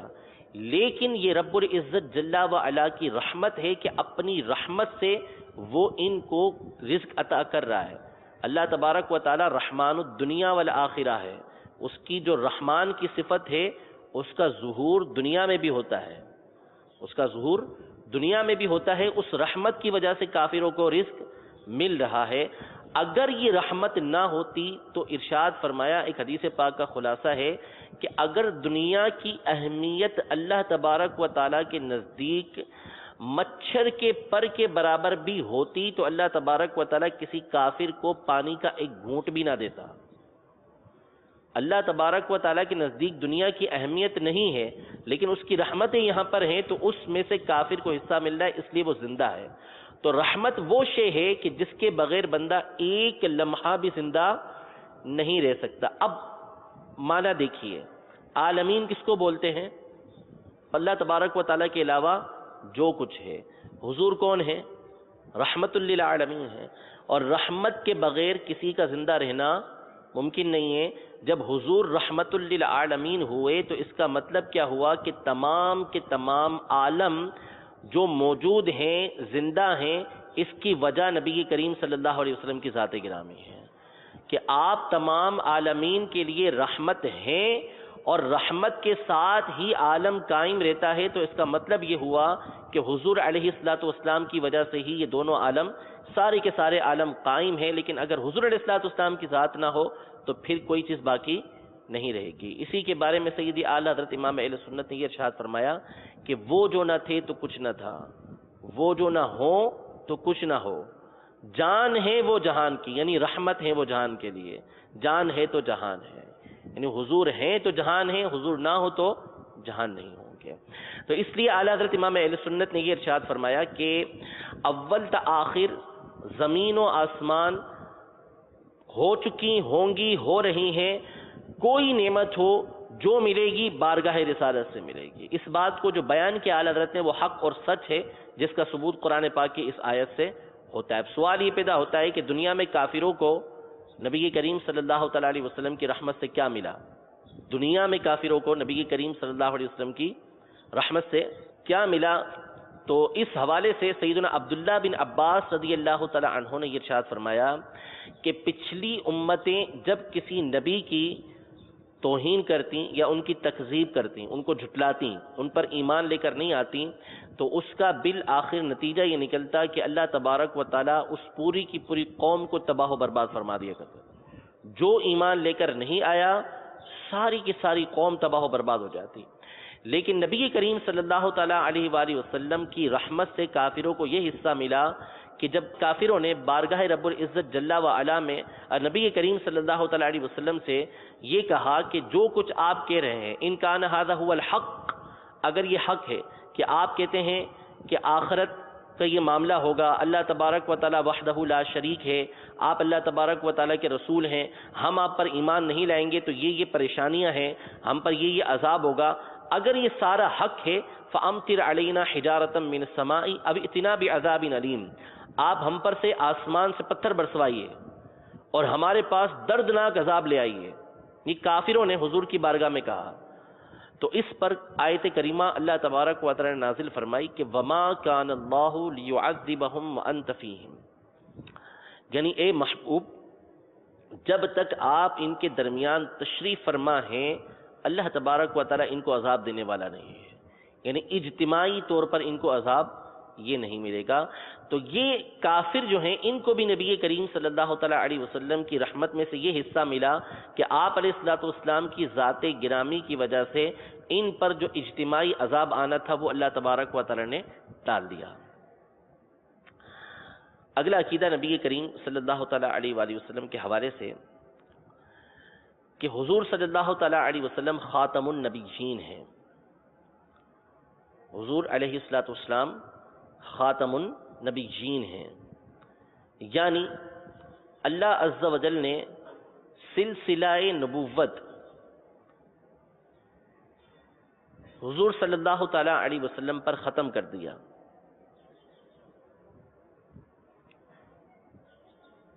یعنی حضور علیہ الصلوۃ والسلام کے زمانے میں یا حضور علیہ الصلوۃ والسلام کے بعد کوئی نیا نبی نہیں ہو سکتا۔ حضور خاتم النبیین صلی اللہ تعالیٰ علیہ وسلم ہیں، یعنی اللہ عز و جل نے سلسلہ نبوت حضور صلی اللہ تعالیٰ علیہ وآلہ وسلم پر ختم کر دیا کہ حضور صلی اللہ تعالیٰ علیہ وسلم کے زمانے میں یا بعد کوئی نیا نبی نہیں ہو سکتا۔ جو حضور صلی اللہ تعالیٰ علیہ وسلم کے بعد کسی کو نبوت کا ملنا مانے یا جائز جانے، کسی کے حضور صلی اللہ تعالیٰ علیہ وسلم کے بعد کسی کو نبوت ملنا مانے یا جائز جانے کافر ہے۔ اللہ تبارک و تعالیٰ نے نبی کریم صلی اللہ علیہ وسلم کو خاتم النبیین بنایا، جس کا معنی یہ ہے کہ حضور علیہ الصلوۃ والسلام کے زمانے میں اور آپ کے بعد کوئی نبی نہیں ہو سکتا۔ آپ علیہ الصلوۃ والسلام کے بعد اگر کوئی کسی کے لیے مانے کہ اس کو نبوت ملی ہے تو بھی، اور یہ نہیں اعتقاد رکھتا کہ ملی ہے لیکن یہ سمجھتا ہے کہ جائز ہے، مل سکتی ہے، تو اس کے بارے میں بھی فرمایا کہ ایسا شخص کافر ہے۔ تو ہمارا عقیدہ یہ ہے کہ نہ ملی ہے، حضور علیہ الصلوۃ والسلام کے بعد کسی کو نبوت نہ مل سکتی ہے۔ اس پر قرآن کی آیات بھی ہیں، احادیث طیبہ بھی ہیں، اور اس پر صحابہ کرام علیہم رضوان سے لے کر آج تک امت کا اجماع قطعی ہے، یقینی ہے کہ نبی کریم صلی اللہ تعالیٰ علیہ وسلم کے بعد کوئی نبی نہیں ہو سکتا۔ قرآن پاک میں اللہ تبارک و تعالیٰ سورۃ الاحزاب میں آیت نمبر 40 میں ارشاد فرماتا ہے، ما کان محمد ابا احد من رجالکم ولکن رسول اللہ وخاتم النبیین وکان اللہ بکل شیء علیما۔ محمد تمہارے مردوں میں سے کسی کے باپ نہیں، ہاں اللہ کے رسول اور سب نبیوں میں پچھلے یعنی آخری ہیں، اور اللہ سب کچھ جانتا ہے۔ اس میں خاتم النبیین فرمایا، اور خاتم النبیین کا معنی تمام کے تمام امت کا، پوری کی پوری امت کا، صحابہ کرام علیہم رضوان سے لے کر آج تک اور قیامت تک یہی عقیدہ اور نظریہ ہے کہ خاتم النبیین کا مطلب ہے کہ تمام انبیاء کرام علیہم السلام میں سب سے آخری نبی، سب سے بعد میں آنے والے نبی۔ تو اب حضور علیہ الصلوۃ والسلام کے بعد کسی کو نبوت نہیں مل سکتی۔ اسی بات کو بخاری شریف کی حدیث پاک میں ارشاد فرمایا کہ انا خاتم النبیین، انا خاتم النبیین، میں تمام انبیاء کرام علیہ السلام میں سب سے آخری نبی ہوں۔ ترمذی شریف کی حدیث مبارکہ ہے، ارشاد فرمایا انا خاتم النبیین لا نبی بعدی، میں تمام نبیوں میں آخری ہوں اور میرے بعد کوئی نبی نہیں ہے۔ تو حضور علیہ الصلوۃ والسلام پر سلسلہ نبوت جو ہے یہ ختم ہوا، آپ علیہ الصلوۃ والسلام کے بعد کوئی نبی نہ ہوا ہے نہ ہو سکتا ہے۔ حتیٰ کہ علماء نے یہاں تک ارشاد فرمایا، اس بات تک کو کفر ارشاد فرمایا کہ اگر کوئی شخص جو ہے وہ نبوت کا دعویٰ کرتا ہے، نعوذ باللہ من ذالک، اور دوسرا شخص جا کے بطور تصدیق اس سے یہ کہتا ہے کہ اگر تم نبی ہو تو معجزہ دکھاؤ، ایک جھٹلانا الگ چیز ہے، بطور تصدیق اس سے جا کے کہتا ہے کہ اگر تم نبی ہو تو معجزہ دکھاؤ، یعنی اگر وہ معجزہ دکھا دے تو اس کا مطلب یہ ہوا کہ وہ نبی ہو جائے گا۔ اگر یہ بھی کوئی جا کے کہتا ہے تو وہ دائرہ اسلام سے خارج ہو جائے گا۔ وجہ یہ ہے کہ کسی صورت بھی کوئی شخص نبی کریم صلی اللہ تعالیٰ علیہ وسلم کے بعد نبی ہو ہی نہیں سکتا۔ اگلا عقیدہ اس حوالے سے ہمارا یہ ہے کہ حضور صلی اللہ تعالی علیہ وآلہ وسلم افضل جمی مخلوق الہی ہیں. حضور صلی اللہ تعالی علیہ وسلم افضل جمی مخلوق الہی ہیں، یعنی تمام مخلوق میں سب سے افضل نبی کریم صلی اللہ تعالی علیہ وآلہ وسلم کی ذات ہے. حضور صلی اللہ تعالی علیہ وسلم افضل جمی مخلوق الہی ہیں، اللہ تبارک و تعالیٰ کی مخلوق میں سب سے افضل ہیں. اس کا معنی صاحب بحر شریعت نے یہ بیان کیا کہ اوروں کو فردن جو کمالات عطا ہوئے حضور علیہ السلام میں وہ سب جمع کر دیے گئے. یعنی دوسروں کو جو کمالات ملے، دوسروں کو جو فضائل ملے، الگ الگ ملے، کسی کو کچھ ملا، کسی کو کچھ ملا، کسی کو کچھ ملا، نبی کریم صلی اللہ تعالی علیہ وآلہ وسلم میں وہ سب کے سب جمع کر دیے گئے. اور ان کے علاوہ حضور صلی اللہ تعالی علیہ وآلہ وسلم کو وہ کمالات ملے جن میں کسی کا حصہ نہیں ہے، بلکہ اوروں کو جو کچھ ملا حضور صلی اللہ تعالی علیہ وسلم کے طفیل ملا، بلکہ حضور صلی اللہ تعالی علیہ وسلم کے دست اقدس سے ملا. یہ عقیدہ صاحب بحر شریعت نے ہمارا بیان کیا ہے. نبی کریم صلی اللہ تعالی علیہ وآلہ وسلم کی جو سیرت طیبہ ہے، آپ علیہ السلام کی جو سیرت ہے، اس کے اکثر حصے کو ہم 3 چیزوں پر تقسیم کر سکتے ہیں.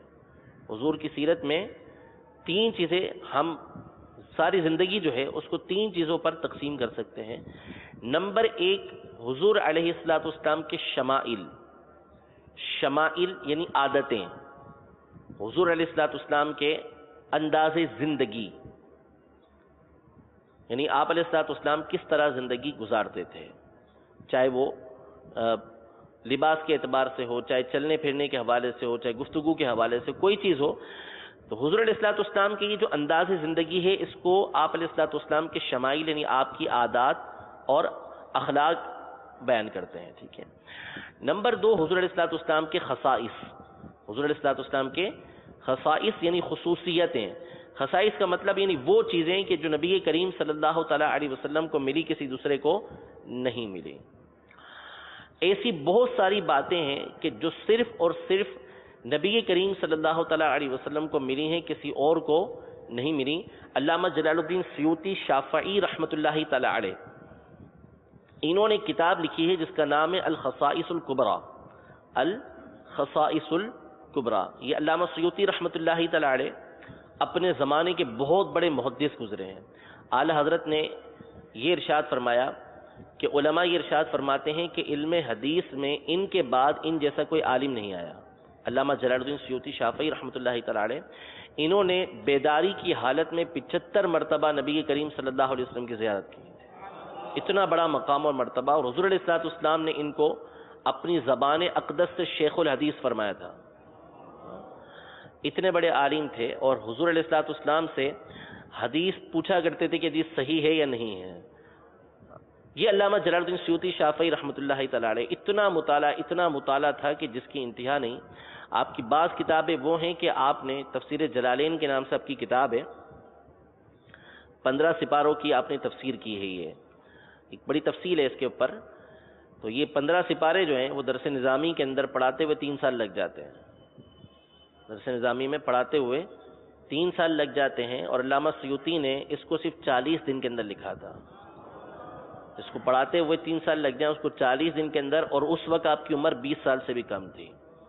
یہ مقام اور مرتبہ تھا علامہ سیوطی کا. اس کے علاوہ آپ کی سینکڑوں کتابیں ہیں، جن میں بعض کتابیں 50 جلدوں کے اندر ہیں آپ کی کتابیں. یہ علامہ سیوطی شافعی رحمۃ اللہ تعالی علیہ فرماتے ہیں، انہوں نے یہ کتاب لکھی الخصائص الکبریٰ. اس میں آپ نے حضور علیہ السلام کی وہ باتیں جمع کی کہ جو حضور کی خصوصیات ہیں. یعنی یہ باتیں صرف حضور علیہ السلام کو ملی، یا دیگر انبیاء کو ملی تو وہ بھی حضور علیہ السلام کو دی گئیں، یا پھر حضور علیہ السلام کے صدقے آپ کی امت کو دی گئیں. اس کتاب میں آپ رحمۃ اللہ تعالی علیہ نے حضور علیہ السلام کی 2000 سے زیادہ خصوصیتیں جمع کی ہیں. 2000 سے زیادہ خصوصیتیں جمع کی ہیں. اور کمال یہ دیکھیے کہ آپ نے اپنی ایک اور کتاب الفارق بین المصنف والسارق میں فرمایا کہ اس کتاب کو میں نے 20 سال کے اندر لکھا ہے. چھوٹی سی کتاب ہے، 2 جلدوں میں چھوٹی اتنی کتاب ہوگی ہے. باقی کتابیں لکھ رہے ہیں، بڑی بڑی کتابیں آپ نے 40 دن کے اندر، 20 دن کے اندر، 5 دن کے اندر آپ نے بڑی بڑی کتابیں لکھ ڈالی، لیکن حضور علیہ الصلوۃ والسلام کے خصائص و کمالات فرماتے ہیں کہ میں کتابیں لکھیں کہ ان کتابوں سے اس موضوع کی کتابوں سے پڑھتا رہا ہو، اور حضور علیہ الصلوۃ والسلام کے فضائل و کمالات کو مسلسل 20 سال سے میں یہ جمع کرتا آ رہا ہوں، جس سے یہ کتاب الخصائص الکبریٰ بنی ہے، جس میں حضور کے فضائل و کمالات ذکر کیے گئے. تو اس میں آپ نے حضور علیہ الصلوۃ والسلام کی 2000 سے زیادہ خصوصیتوں کو جمع فرمایا ہے. یہ عربی میں کتاب ہے، اس کا ترجمہ بھی شائع ہوا ہے. حضور علیہ الصلوۃ والسلام کے فضائل و کمالات پر ایک شاندار اور بہترین کتاب ہے یہ، کہ جس کو پڑھنا چاہیے، کہ اس سے اللہ تبارک و تعالی نبی کریم صلی اللہ تعالی علیہ وسلم کی محبت کو مزید دل میں پیدا فرماتا ہے. تو یہ دوسری چیز ہے. اور تیسری چیز نبی کریم صلی اللہ تعالی علیہ وسلم کے معجزات ہیں، حضور علیہ الصلوۃ والسلام کے معجزات. یہ 3 چیزیں ہیں کہ جو آپ علیہ الصلوۃ والسلام کی سیرت کا، آپ کی زندگی کا اکثر حصہ ہیں. تو یہ ارشاد فرمایا کہ حضور علیہ الصلوۃ والسلام کے جمیع مخلوق الہی، تمام مخلوق الہی میں افضل ہونے کا مطلب یہ ہے کہ جس کے اندر جو فضیلت تھی وہ ساری کی ساری نبی کریم صلی اللہ علیہ وسلم میں جمع کی گئی، اور اس کے علاوہ بہت ساری وہ باتیں حضور علیہ الصلوۃ والسلام کو عطا کی گئیں جو دوسروں کو نہیں ملی ہیں. نبی کریم صلی اللہ تعالی علیہ وآلہ وسلم کی ایک فضیلت حضرت عمر رضی اللہ تعالی عنہ نے یہ ارشاد فرمائی، یہ بیان کی کہ جب نبی کریم صلی اللہ تعالی علیہ وآلہ وسلم دنیا سے وصال فرما گئے تو حضرت عمر رضی اللہ تعالیٰ عنہ پر ایک کیفیت طاری تھی. تو اس میں آپ حضور علیہ الصلوۃ والسلام کے قدمین شریفین پہ کھڑے ہو کر، آپ کے حضور علیہ الصلوۃ والسلام کے پاس کھڑے ہو کر یہ الفاظ کہتے تھے، ابی انت و امی، میرے ماں باپ آپ پر قربان. آپ کا مقام اللہ کی بارگاہ میں یہ ہے کہ اللہ تبارک و تعالیٰ نے آپ کے شہر کی قسم اپنے قرآن میں، اپنے کلام کے اندر یاد فرمائی ہے. تو حضور علیہ الصلوۃ والسلام کے فضائل اور کمالات میں سے ایک بات یہ ہے کہ اللہ تبارک و تعالیٰ نے نبی کریم صلی اللہ تعالیٰ علیہ وسلم کی مختلف چیزوں کی، مختلف باتوں کی قرآن پاک کے اندر قسم یاد فرمائی ہے. اور یہ قاعدہ اور ضابطہ یاد رکھیے گا کہ اللہ تبارک و تعالیٰ جب کسی چیز کی قرآن پاک میں قسم یاد فرماتا ہے تو اس کی ایک حکمت یہ ہوتی ہے کہ اللہ تبارک و تعالیٰ اس بات کی اہمیت لوگوں کے سامنے واضح فرماتا ہے. اب گھوڑا ہوتا ہے، گھوڑا جب چلتا ہے، دوڑتا ہے، مٹی اڑتی ہے، غبار اڑتا ہے اس کا. اب ویسے اڑے گا تو اب کیا کریں گے؟ رومال رکھ لیں گے ناک پر کہ ناک پہ نہ جائے. اہمیت نہیں ہوتی کہ خاص اس کی وجہ سے دوڑ رہا ہے. لیکن یہی گھوڑا جب جہاد میں اللہ تبارک و تعالیٰ کی راہ کے اندر دوڑ رہا ہو تو اس سے جو غبار نکلتا ہے اس کی اہمیت اللہ کی بارگاہ میں ایسی ہے کہ اللہ تبارک و تعالیٰ نے اس کی قسم سورہ عادیات میں یاد فرمائی ہے، اس کی اہمیت کو بیان کرنے کے لیے. اس طرح قرآن پاک میں جگہ جگہ جو اقسام ہیں، قسمیں بیان کی گئی ہیں، اس کی ایک حکمت علماء نے یہ بیان فرمائی کہ اس بات کی اہمیت کیا ہے، اس بات کو بیان کرنا ہے. اللہ تبارک و تعالیٰ کی بارگاہ میں اس کا مقام و مرتبہ ہے، اس بات کو بیان کرنا. اب اس چیز کو سامنے رکھ کر آپ اس بات کو دیکھیے کہ اللہ تبارک و تعالیٰ نے نبی کریم صلی اللہ تعالیٰ علیہ وسلم کی چیزوں کی قسم یاد فرمائی، تو اس کا مطلب ہے کہ اس چیز کی، اس بات کی اہمیت اللہ تبارک و تعالیٰ کی بارگاہ میں بہت بڑی ہے. چنانچہ اللہ تبارک و تعالیٰ سورۃ البلد کی آیت نمبر 1 اور 2 میں ارشاد فرماتا ہے، لا اقسم بہذا البلد وانت حل بہذا البلد. اے محبوب، مجھے اس شہر کی قسم، اس شہر کی قسم، شہر سے مراد مکہ مکرمہ، مجھے مکہ مکرمہ کی قسم. اب اس شہر کی قسم، کیا اہمیت ہے اس شہر کی؟ کیا اس میں کعبہ ہے؟ اس لیے. کیا اس کے اندر جو ہے وہ غار ہرا موجود ہے؟ اس لیے. کیا اس میں دیگر انبیاء کرام علیہ السلام آتے رہے؟ اس لیے. آدم علیہ السلام سے لے کر دیگر انبیاء کرام علیہ السلام تک لوگ آ کے اس کعبے کا طواف کرتے رہے؟ اس لیے نہیں، بلکہ خود اللہ تبارک و تعالیٰ نے آگے ارشاد فرمایا وَأَنْتَ حِلٌّ بِهَذَا الْبَلَدِ، اس شہر کی قسم اس لیے کہ اے محبوب صلی اللہ علیہ وسلم آپ اس میں تشریف فرما ہے. یعنی خود اللہ تبارک و تعالیٰ حبیب کریم صلی اللہ تعالیٰ علیہ وسلم کی اہمیت کو، شان کو اس انداز میں بیان فرماتا ہے کہ مجھے اس شہر کی قسم ہے، مجھے اس شہر کی قسم ہے، لیکن اس شہر کی قسم اس لیے کہ وَأَنْتَ حِلٌّ بِهَذَا الْبَلَدِ، کہ آپ صلی اللہ تعالیٰ علیہ وسلم اس میں تشریف فرما ہے. اس طرح اللہ تبارک و تعالیٰ نے ایک اور مقام پر سورۃ الحجر میں نبی کی کریم صلی اللہ تعالیٰ علیہ وسلم کے لیے ارشاد فرمایا لعمرک، اے محبوب مجھے آپ کی جان کی قسم، تیری جان کی قسم۔ کتنا پیارا انداز ہے اللہ تبارک و تعالیٰ کا، لعمرک، اے محبوب تیری جان کی قسم۔ تو یہ اللہ تبارک و تعالیٰ نے نبی کریم صلی اللہ تعالیٰ علیہ وسلم کی قسم جان کی یاد فرمائی۔ اسی طرح وقیرہ، یعنی حضور علیہ السلام کے قول کی، آپ کی گفتگو کی قسم، یعنی اللہ تبارک و تعالیٰ یہاں نبی کریم صلی اللہ علیہ وسلم کی گفتگو کی قسم یاد فرما رہا ہے۔ اسی طرح اللہ تبارک و تعالیٰ نے نبی کریم صلی اللہ تعالیٰ علیہ وسلم کے زمانے کی قسم یاد فرمائی، والعصر، مجھے زمانہ محبوب کی قسم، یعنی نبی کریم صلی اللہ تعالیٰ علیہ وسلم کے زمانے کی قسم۔ تو یہ ساری کی ساری قسمیں کس لیے؟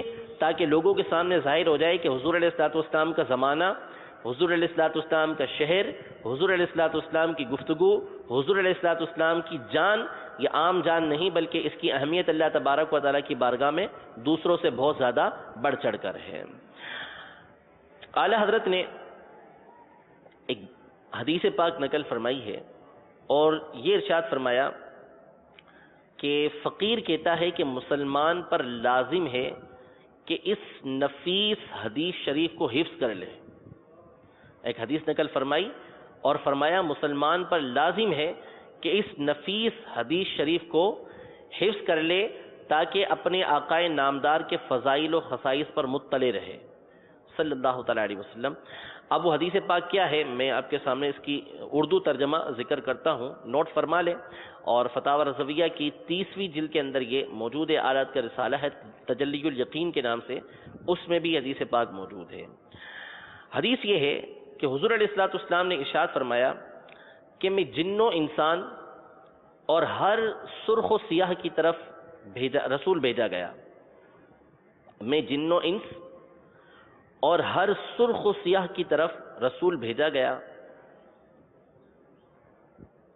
اور سب انبیاء سے الگ میرے لیے ہی غنیمتیں حلال کی گئیں، میرے لیے ہی غنیمتیں حلال کی گئیں، میرے لیے ساری زمین پاک کرنے والی اور مسجد ٹھہری، ساری زمین پاک کرنے والی اور مسجد ٹھہری، یعنی زمین کے ذریعے بھی تیمم کر کے طہارت حاصل کی جا سکتی ہے اور جہاں بھی پاک زمین ملتی ہے وہاں پر نماز پڑھی جا سکتی ہے، اور میرے آگے 1 مہینے تک کی راہ سے میری مدد، روف سے میری مدد کی گئی، یعنی 1 مہینے تک دشمن موجود ہو تو وہاں تک رسول اللہ صلی اللہ تعالیٰ علیہ وسلم کا روب دشمن کے اوپر پڑتا ہے۔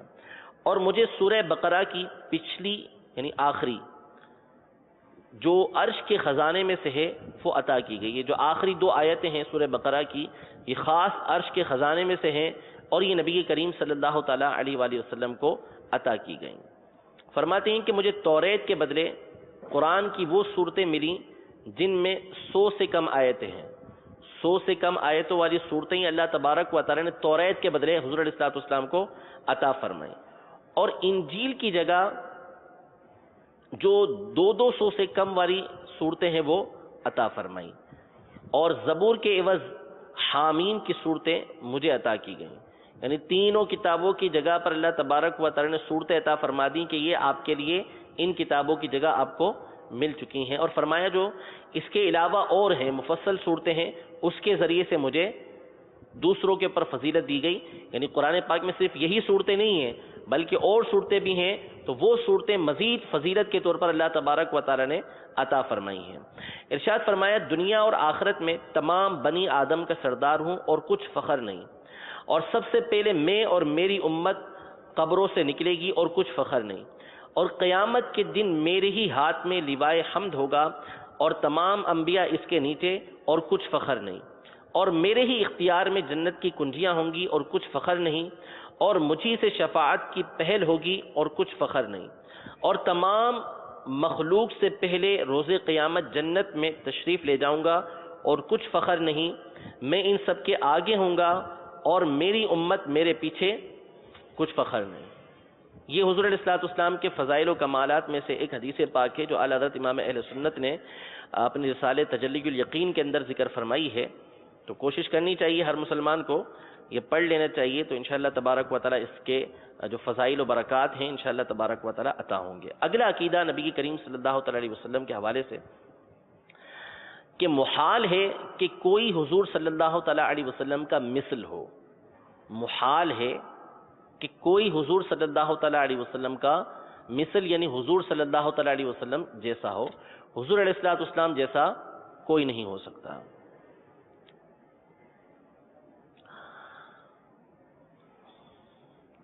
اگلا عقیدہ، حضور صلی اللہ تعالیٰ علیہ وسلم کو اللہ عز و جل نے مرتبہ محبوبیت کبریٰ سے سرفراز فرمایا۔ حضور صلی اللہ تعالیٰ علیہ وسلم کو اللہ تبارک و تعالیٰ نے محبوبیت کبریٰ کے مرتبے سے سرفراز فرمایا، یعنی اللہ تبارک و تعالیٰ نے نبی کریم صلی اللہ تعالیٰ علیہ وسلم کو مخلوق میں سب سے بڑھ کر اپنا محبوب بنایا۔ سب سے بڑھ کر اللہ تبارک و تعالیٰ کے محبوب نبی کریم صلی اللہ تعالیٰ علیہ وسلم کی ذات ہے۔ اس کی تفسیر یہ بیان کی کہ تمام مخلوق اللہ تبارک و تعالیٰ کی رضا چاہتی ہے اور اللہ تبارک و تعالیٰ مصطفیٰ کریم صلی اللہ تعالیٰ علیہ وسلم کی رضا چاہتا ہے۔ اس پر بھی بہت ساری آیتیں احادیث طیبہ موجود ہیں، وقت ہمارا کم ہے اور باتیں بہت ساری ہیں۔ پہلے ہی عرض کیا تھا کہ یہ وہ موضوع ہے کہ مسلمان کا دل اس موضوع سے کبھی بھر نہیں سکتا، کہ وہ گفتگو ہے کہ ہر وقت اگر بندہ مومن ہو یہ گفتگو کرتا رہے تو یہ گفتگو ختم نہیں ہو سکتی۔ اب اس پر اتنی ساری باتیں جو ہے وہ سید اعلیٰ حضرت امام اہل سنت نے ذکر فرمائی ہیں اور دیگر علماء نے بیان فرمائی ہیں کہ اگر انہی کو بیان کیا جائے تو جتنا وقت گزر چکا ہے اتنا وقت اور چاہیے، جو صرف مختصر بیان ہے اس کے لیے۔ خلاصہ یہ ہے کہ تمام مخلوق اللہ تبارک و تعالیٰ کی رضا چاہتی ہے اور اللہ تبارک و تعالیٰ نبی کریم صلی اللہ تعالیٰ علیہ وسلم کی رضا چاہتا ہے، لیکن اس کا یہ مطلب نہیں ہے کہ نعوذ باللہ من ذالک اللہ تبارک و تعالیٰ کی رضا سے نبی کریم صلی اللہ تعالیٰ علیہ وسلم بے پرواہ ہوں۔ نہیں، ایسا ہرگز نہیں۔ اللہ تبارک و تعالیٰ نبی کریم صلی اللہ علیہ وسلم کی رضا چاہتا ہے، لیکن نبی کریم صلی اللہ تعالیٰ علیہ وسلم اللہ کی مخلوق ہیں، اللہ کے بندے ہیں، اور آپ اللہ تبارک و تعالیٰ کی رضا تمام مخلوق میں سب سے زیادہ چاہتے ہیں۔ تمام مخلوق میں سب سے زیادہ اللہ تبارک و تعالیٰ کی رضا چاہتے ہیں۔ بخاری شریف کی حدیث مبارکہ ہے، حضور سرور دو عالم صلی اللہ تعالیٰ علیہ وآلہ وسلم ساری رات اللہ تبارک و تعالیٰ کی عبادت فرماتے حتیٰ تورمت قدماہ۔ نتیجہ یہ نکلا کہ حضور علیہ الصلوۃ والسلام کے قدمین شریفین کے اندر ورم آ گیا۔ صحابہ کرام علیہم رضوان نے عرض کی کہ یا رسول اللہ صلی اللہ تعالیٰ علیہ وسلم، آپ کی ذات گرامی تو وہ ہے کہ جس کے صدقے اللہ تبارک و تعالیٰ نے آپ کے اگلے پچھلوں کے گناہوں کو معاف کر دیا ہے۔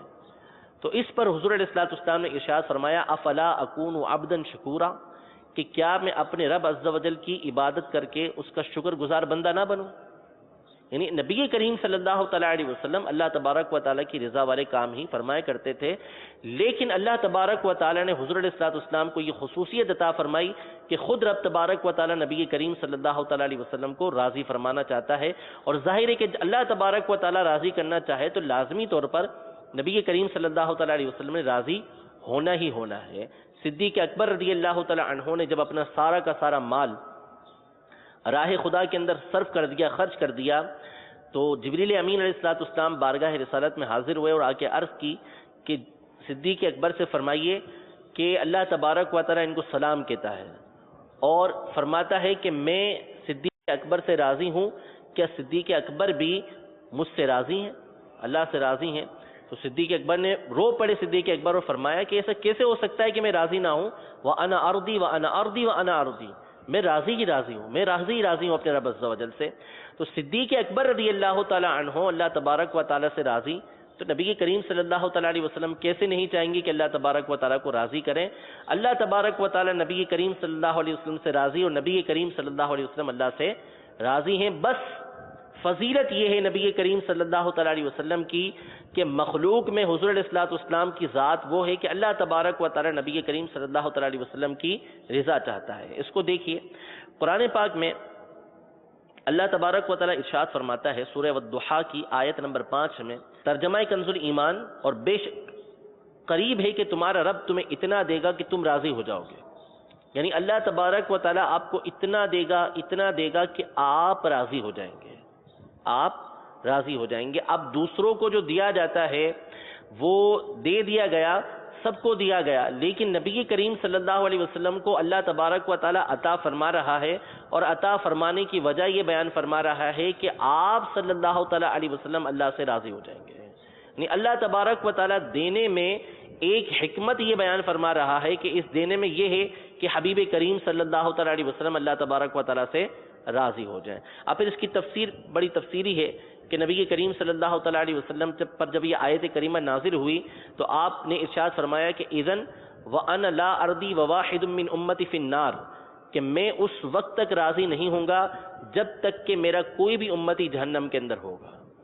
یعنی یہ نہیں کہ اللہ تبارک و تعالیٰ سے ناراض ہو، لیکن اللہ کی رحمت پہ ناز ہے کہ جب رب تبارک و تعالیٰ یہ فرماتا ہے کہ تمہیں راضی کرنا ہے تو میری رضا اس میں ہے کہ میری ساری کی ساری امتی، سارے کے سارے امتی جنت کے اندر یہ داخل ہو جائیں، کوئی بھی جہنم کے اندر نہ رہے. اسی طرح سورہ طٰہٰ کی آیت نمبر 130 میں اللہ تبارک و تعالیٰ ارشاد فرماتا ہے فَاصْبِرْ عَلَىٰ مَا يَقُولُونَ وَسَبِّحْ بِحَمْدِ رَبِّكَ قَبْلَ طُلُوعِ الشَّمْسِ وَقَبْلَ غُرُوبِهَا، پر صبر کرو اور اپنے رب کو سراہتے ہوئے، یعنی اس کی حمد کرتے ہوئے، اس کی تعریف کرتے ہوئے اس کی پاکی بولو سورج چمکنے سے پہلے اور اس کے ڈوبنے سے پہلے، اور رات کی گھڑیوں میں اس کی پاکی بولو، اور دن کے کناروں پر اس امید پر کہ تم راضی ہو. یعنی اس میں اللہ تبارک و تعالیٰ نے نبی کریم صلی اللہ علیہ وسلم کو مختلف اوقات میں اللہ کی تسبیح کرنے کا حکم دیا ہے، یعنی اللہ تبارک و تعالیٰ کی عبادت کا حکم دیا ہے. اس آیت سے علماء نے 5 نمازوں کا ثبوت بیان کیا ہے کہ اس میں 5 نمازوں کا تذکرہ موجود ہے کہ اس وقت میں اللہ تبارک و تعالیٰ کی عبادت کرو. اب آگے جو آخری الفاظ ہیں کہ اللہ کی عبادت کرو، اللہ کی عبادت کیوں کی جاتی ہے؟ اللہ تعالیٰ راضی ہو جائے. ہم اللہ کی عبادت کرتے ہیں اس لیے کرتے ہیں کہ اللہ تبارک و تعالیٰ راضی ہو جائے. حضور علیہ الصلوۃ والسلام بھی اسی لیے کرتے تھے کہ اللہ تبارک و تعالیٰ راضی ہو جائے. لیکن اللہ تبارک و تعالیٰ فرماتا ہے لعلک ترضیٰ، کہ اس امید پر کہ تم راضی ہو جاؤ. اللہ کی عبادت کرو اس امید پر کہ تم راضی ہو جاؤ. اور بھی آیات ہیں. ایک حدیث پاک ہے، امام فخر الدین رازی رحمۃ اللہ تعالی علیہ نے تفسیر کبیر کے اندر اس حدیث پاک کو نقل کیا.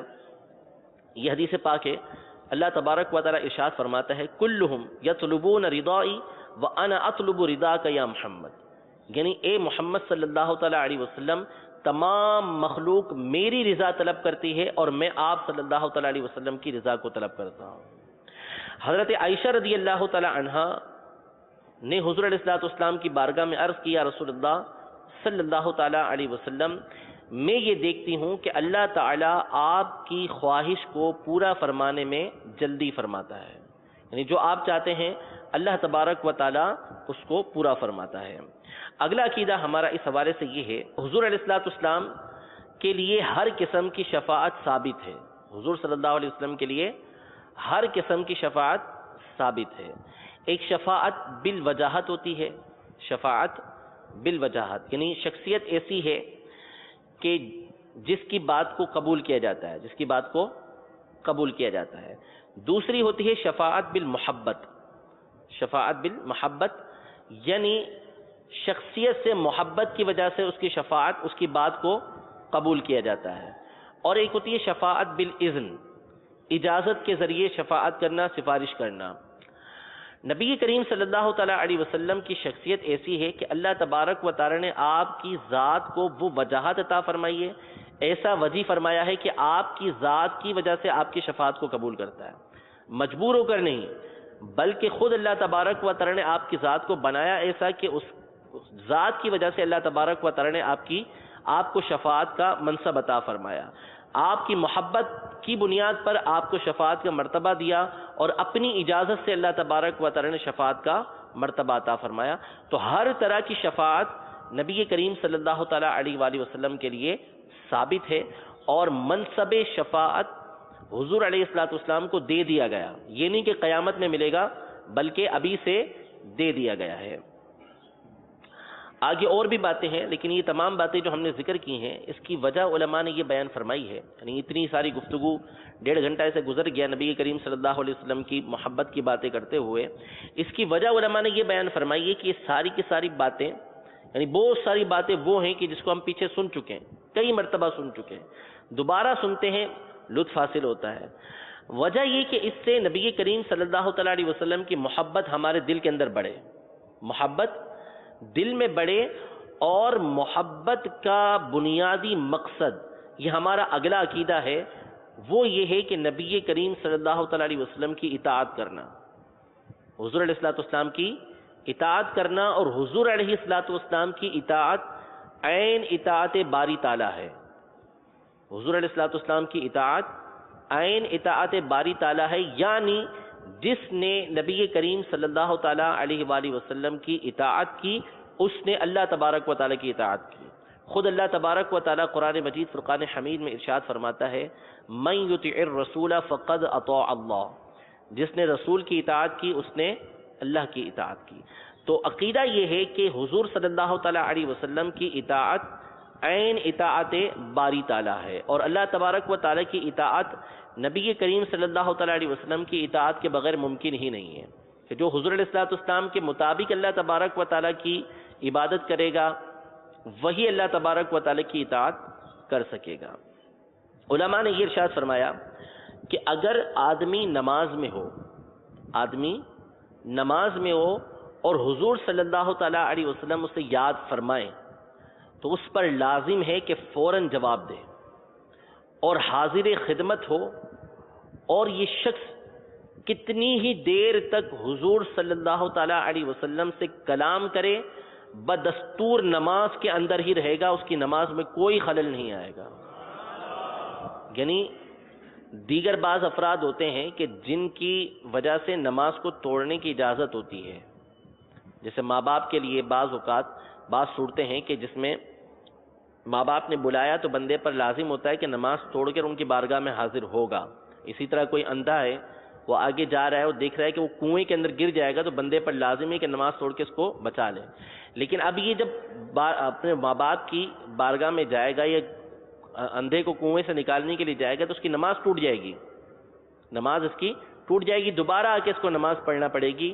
لیکن نبی کریم صلی اللہ تعالیٰ علیہ وسلم کی ذات ایسی ہے کہ آپ علیہ الصلوۃ والسلام کسی کو بلائیں، حضور علیہ الصلوۃ والسلام نے کسی کو پکارا، اور یہ نہیں صرف فرضی مسئلہ بلکہ حقیقی مسئلہ ہے، اور یہ رب تبارک و تعالیٰ کا حکم ہے کہ نبی کریم صلی اللہ تعالیٰ علیہ وسلم نے کسی کو بلایا، حضور علیہ الصلوۃ والسلام کی بارگاہ میں وہ حاضر ہوئے، تو حضور علیہ الصلوۃ والسلام کی بارگاہ میں حاضر ہو کر جتنی دیر حضور علیہ الصلوۃ والسلام سے گفتگو کرتے رہے اس کی نماز سلامت، نماز میں کوئی فرق نہیں آیا. جہاں نماز چھوڑ کے گئے تھے وہیں سے آ کے اپنی نماز کو کنٹینیو کر سکتے ہیں. قرآن پاک میں اللہ تبارک و تعالی نے آیت کریمہ یا ایھا الذین آمنوا استجیبوا للہ وللرسول اذا دعاکم لما یحییکم، یہ آیت کریمہ نازل فرمائی، یہ اس وقت نازل فرمائی کہ جب ایک صحابی کو نبی کریم صلی اللہ تعالیٰ علیہ وسلم نے یاد فرمایا، آواز دی تو وہ آئے نہیں، نماز پڑھ رہے تھے، بارگاہ رسالت میں حاضر ہونے میں دیر ہو گئی، وہ حاضر ہوئے تو حضور نے فرمایا کہ جب میں نے بلایا تھا تو آئے کیوں نہیں؟ تو کہا میں نماز پڑھ رہا تھا. اللہ تبارک و تعالی نے آیت کریمہ نازل فرمائی کہ اے ایمان والو، جب تمہیں رسول اللہ صلی اللہ تعالیٰ علیہ وسلم پکارے تو فوراً ان کی بارگاہ کے اندر حاضر ہو جاؤ. یا ایھا الذین آمنوا استجیبوا للہ وللرسول، کہ اللہ اور اس کا رسول جب تمہیں بلائیں تو ان کی بارگاہ میں حاضر ہو جاؤ، لما یحییکم، بسبب اس کے کہ وہ تمہیں زندگی عطا کرتے ہیں. تو اللہ تبارک و تعالی نے نبی کریم صلی اللہ تعالیٰ علیہ وسلم کے لیے یہ خصوصیت رکھی ہے کہ اگر کوئی نماز پڑھ رہا ہے اور حضور علیہ الصلوۃ والسلام نے بلایا تو آپ کی اطاعت ایسی اطاعت ہے کہ اس کی نماز کہیں نہیں جائے گی، وہ جب بارگاہ رسالت کے اندر حاضر ہو جائے گا. اگلا عقیدہ یہ ہے کہ حضور صلی اللہ تعالیٰ علیہ وسلم کی تعظیم، یعنی آپ علیہ الصلوۃ والسلام کی عظمت کا اعتقاد رکھنا، حضور صلی اللہ تعالیٰ علیہ وسلم کی تعظیم یعنی آپ علیہ الصلوۃ والسلام کی عظمت کا اعتقاد رکھنا جزو ایمان اور رکن ایمان ہے، یعنی ایمان کا حصہ ہے، اور یہی اصل ایمان ہے، یہی اصل ایمان ہے. اور اس پر صحابہ کرام علیہم رضوان کے عمل بھی موجود ہیں کہ مقام صحابہ پر حضرت علی رضی اللہ تعالی عنہ نے نماز عصر نبی کریم صلی اللہ تعالیٰ علیہ وسلم کی نیند پر قربان کی۔ حضرت ابوبکر صدیق رضی اللہ تعالیٰ عنہ نے غار ثور میں نبی کریم صلی اللہ تعالیٰ علیہ وسلم کی نیند اور آرام کے لیے اپنی جان کا نذرانہ پیش کیا۔ تو حضور علیہ الصلوۃ والسلام کی تعظیم اور حضور علیہ الصلوۃ والسلام کی عظمت کا اعتقاد رکھنا یہ ایمان کا جز ہے۔ اگلا عقیدہ اس حوالے سے یہ ہے کہ حضور صلی اللہ تعالیٰ علیہ وآلہ وسلم کی تعظیم و توقیر جس طرح اس وقت تھی کہ حضور علیہ الصلوۃ والسلام اس عالم میں ظاہری نگاہوں کے سامنے تشریف فرما تھے، جس طرح اس وقت تعظیم تھی، اسی طرح اب بھی نبی کریم صلی اللہ تعالیٰ علیہ وسلم کی تعظیم یہ فرض اعظم ہے۔ یہ نہیں کہ نبی کریم صلی اللہ تعالیٰ علیہ وسلم نے دنیا سے پردہ فرمایا تو اب آپ کی تعظیم و توقیر کا سلسلہ ختم ہوا، نہیں، بلکہ اب بھی بارگاہ رسالت کا جو ادب و احترام ہے وہ ویسے ہی لازم و ملزوم ہے جیسے پہلے ہوا کرتا تھا۔ جب حضور صلی اللہ تعالیٰ علیہ وسلم کا ذکر آئے تو با کمال خشوع و خضوع اور انکساری کے ساتھ با ادب سنیں اور نام پاک سنتے ہی درود شریف پڑھنا یہ واجب ہے۔ یہ صاحب باری شریعت نے ارشاد فرمایا۔ تو زندگی میں ایک بار نبی کریم صلی اللہ تعالیٰ علیہ وآلہ وسلم کی ذات گرامی پر درود شریف پڑھنا یہ فرض ہے، اور ہر محفل میں ایک بار پڑھنا یہ واجب ہے، فوری پڑھنا چاہیے، اور جتنی مرتبہ آیا اتنی مرتبہ پڑھنا چاہیے۔ کوشش یہ ہونی چاہیے اسی وقت پڑھ لیں، ورنہ بعد میں پڑھ لیں، اپنے آپ کو اس سے محروم یہ نہ رکھیں۔ اگلا عقیدہ اس حوالے سے یہ ہے کہ حضور صلی اللہ تعالیٰ علیہ وآلہ وسلم کہ کسی فعل، کسی قول اور کسی حالت کو، کسی قول، فعل، کسی حالت کو جو بنظر حقارت دیکھے، تحقیر کی نظر سے دیکھے، وہ کافر ہے۔ حضور کی کسی بات کو، کسی عمل کو، کسی کام کو اگر کوئی حقارت کی نظر سے دیکھتا ہے تو وہ کافر ہے۔ ہر فعل کو، ہر قول کو، ہر بات کو جو عظمت ملتی ہے وہ حضور علیہ الصلوۃ والسلام کے کرنے سے ملتی ہے، آپ کی بارگاہ سے ملتی ہے۔ تو کسی چیز کو جو حضور علیہ الصلوۃ والسلام فرما دیں، جو حضور علیہ الصلوۃ والسلام کر لیں، اس کو اگر کوئی حقیر جانے گا تو وہ دائرہ اسلام سے خارج ہو جائے گا۔ اللہ تبارک و تعالی ہم سب کو ان تمام باتوں کو جو ہم نے سنی ہیں اس کو یاد رکھنے کی توفیق عطا فرمائے، اور جو حضور علیہ الصلوۃ والسلام کی محبت کے تقاضے ہیں اللہ تبارک و تعالی ان کو ہمیں پورا کرنے کی توفیق عطا فرمائے، اور زندگی بھر اللہ تبارک و تعالی حضور سرور دو عالم صلی اللہ تعالیٰ علیہ وآلہ وسلم کے گن گاتے رہنے کی توفیق عطا فرمائے۔ آمین بجاہ النبی الامین صلی اللہ تعالیٰ علیہ وآلہ وسلم۔ صلو علی الحبیب صلی اللہ تعالی علی محمد۔ الحمد للہ رب العالمین والصلاة والسلام علی سید المرسلین، اما بعد فاعوذ باللہ من الشیطان الرجیم، بسم اللہ الرحمن الرحیم، الصلاة والسلام علیک یا رسول اللہ وعلی آلک واصحابک یا حبیب اللہ، الصلاة والسلام علیک یا نبی اللہ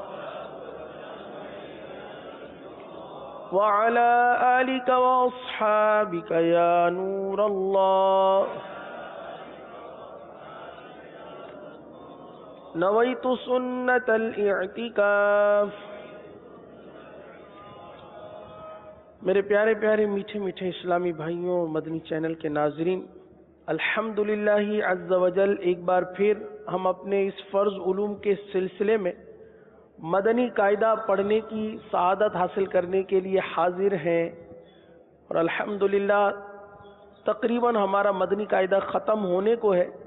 یہ اللہ کا کرم ہے، اللہ کا شکر ہے کہ اللہ رب العزت نے ہمیں اس فرض علوم میں مدنی قاعدہ مکمل پڑھنے کی سعادت نصیب فرمائی، اور اس دعا کے ساتھ ہم اپنے سبق کا بھی آغاز کریں گے کہ اللہ عز وجل ہمیں روزانہ ہی کم از کم 12 منٹ ہی کیوں نہ ہو ہمیں پڑھنے کی توفیق عطا فرمائے، آمین۔ آج انشاءاللہ عز وجل سبق نمبر 21 کا ہم آغاز کریں گے، جو مدنی قاعدے کی آخری تختی ہے۔ یہ مدنی قاعدے کا آخری سبق ہے، ویسے تو اس کے بعد بھی ایک تختی ہے، تختی نمبر 22، وہ نماز کے اذکار پر مشتمل ہے جو ہم روزانہ الحمدللہ عز وجل پڑھانے کا سلسلہ کر رہے ہیں۔ تختی نمبر 21 ہماری اختتامی یہ تختی ہے، تو آج انشاءاللہ عز وجل اسے پڑھیں گے۔ حسب معمول اس سے قبل آپ سبق پڑھنے سے پہلے کی جو دعا ہے وہ پڑھ لیجیے۔ صلو علی الحبیب صلی اللہ علی محمد صلی اللہ اللہم افتح علینا حکمتک وانشر علینا رحمتک یا ذا الجلال والاکرام صلو علی الحبیب صلی اللہ تعالی علی محمد صلی اللہ تعالی علیہ وسلم۔ مدنی قاعدے کی سبق نمبر 21۔ یہ تختی، یہ سبق وقف پر مشتمل ہے۔ وقف مانے ٹھہرنا، وقف کا مطلب ہے رکنا۔ جب ہم قرآن کریم کی کوئی آیت کریمہ پڑھتے ہیں تو ایک مقام ایسا آتا ہے کہ جہاں ہم رکتے ہیں، یا تو وہ آیت کی نشانی ہوتی ہے گول دائرہ، صحیح، یا وہاں پر تو بنا ہوتا ہے، تو جیم زا، یہ علامات ہیں۔ تو ان علامات کو دیکھتے ہوئے ہم رکتے ہیں، سانس بھی لیتے ہیں اور وقف بھی کرتے ہیں۔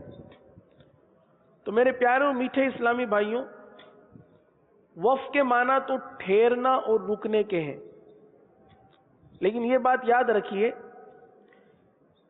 کہ وقف کے لیے یہ بات ضروری ہے کہ جس کلمے پر وقف کریں، جس کلمے پر وقف کریں، جیسے الحمدللہ رب العالمین، عالمین یہ آخری کلمہ ہے، تو اس کلمے پر ہم وقف کر رہے ہیں، عالمین رک گئے، صحیح ہے۔ تو جس کلمے پر وقف کریں اس کلمے کے آخری حرف پر آواز و سانس دونوں کو ختم کر دیں، یہ ہے وقف کا طریقہ۔ اب یہاں پر یہ بات اس لیے سمجھائی، اس کو اس لیے تھوڑا سا وضاحت کے ساتھ لیا کہ ہم وقف نہیں کرتے۔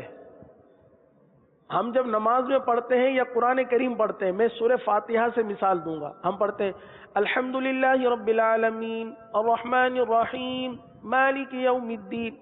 اب دیکھیں ہم آواز تو روک رہے ہیں، حرف کو ساکن بھی کر رہے ہیں، لیکن سانس نہیں لے رہے، سانس نہیں لے رہے۔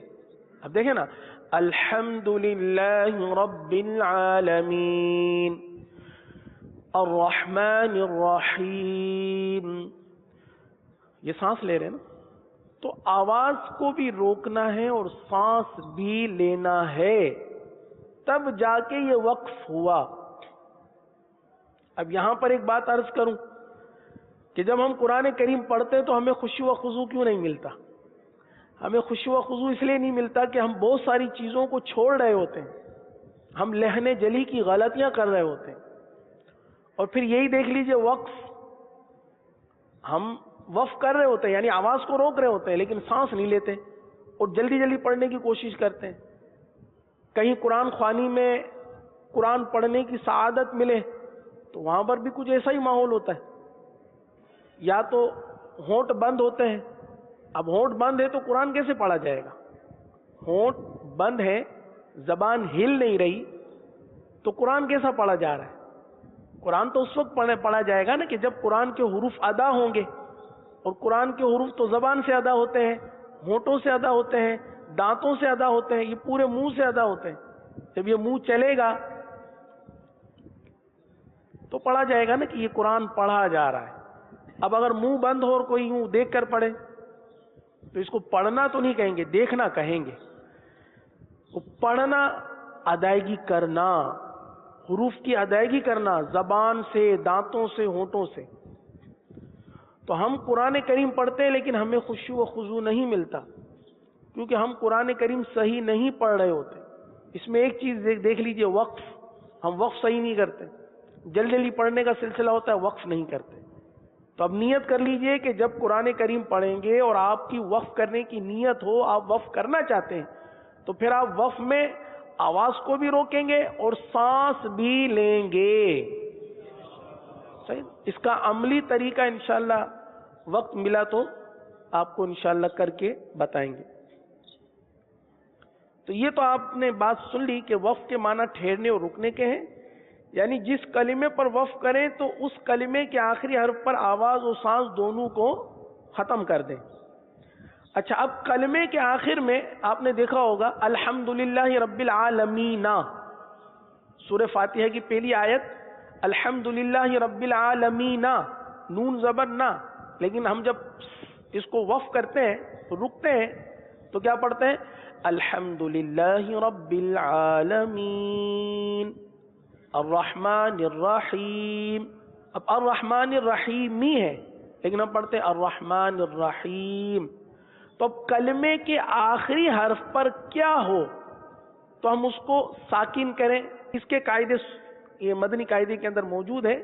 آپ دیکھیے یہاں پر لکھا ہوا ہے کہ کلمے کے آخری حرف پر زبر، زیر، پیش، دو زیر، دو پیش، کھڑا زیر، الٹا پیش ہو تو اس حرف کو وقف میں ساکن کر دیں. کیا کر دیں گے؟ ساکن کر دیں گے. یہ جتنے بھی یہاں پر حرکات لکھی ہوئی ہیں، زبر، زیر، پیش، دو زیر، دو پیش، کھڑا زیر، الٹا پیش، اگر یہ آ جائیں تو اس حرف کو ساکن کر دیں گے. کیا کر دیں گے؟ وقف میں ساکن کر دیں گے. اچھا، آگے ہے کہ کلمے کے آخری حرف پر دو زبر ہوں تو انہیں وقف میں الف سے بدل دیں. دو زبر کی تنوین ہوتی ہے نا، جیسے ابدن، عمدن، ہے نا. اب یہ اگر وقف میں پڑھیں گے تو ابدن کو ابدا، عمدن عمدا، صغیرن صغیرا. دو زبر کی تنوین کو الف سے بدلتے ہیں. آگے کلمے کے آخر میں گول تا پر خواہ کوئی بھی حرکت ہو یا تنوین ہو اسے وقف میں ہا ساکن سے بدل دیں گے.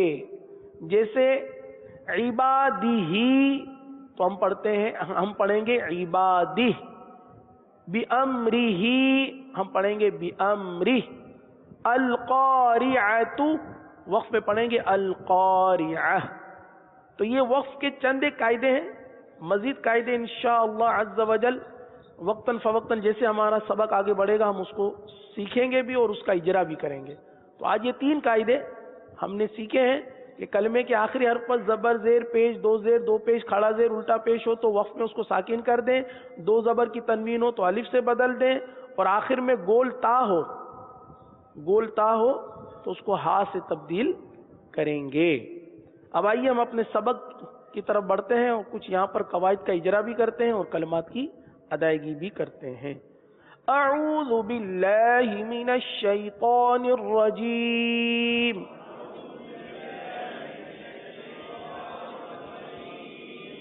بسم اللہ الرحمن الرحیم.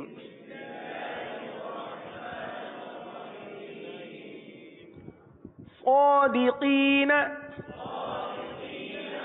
آخر میں زبر ہے نا، صادقین. آگے وقف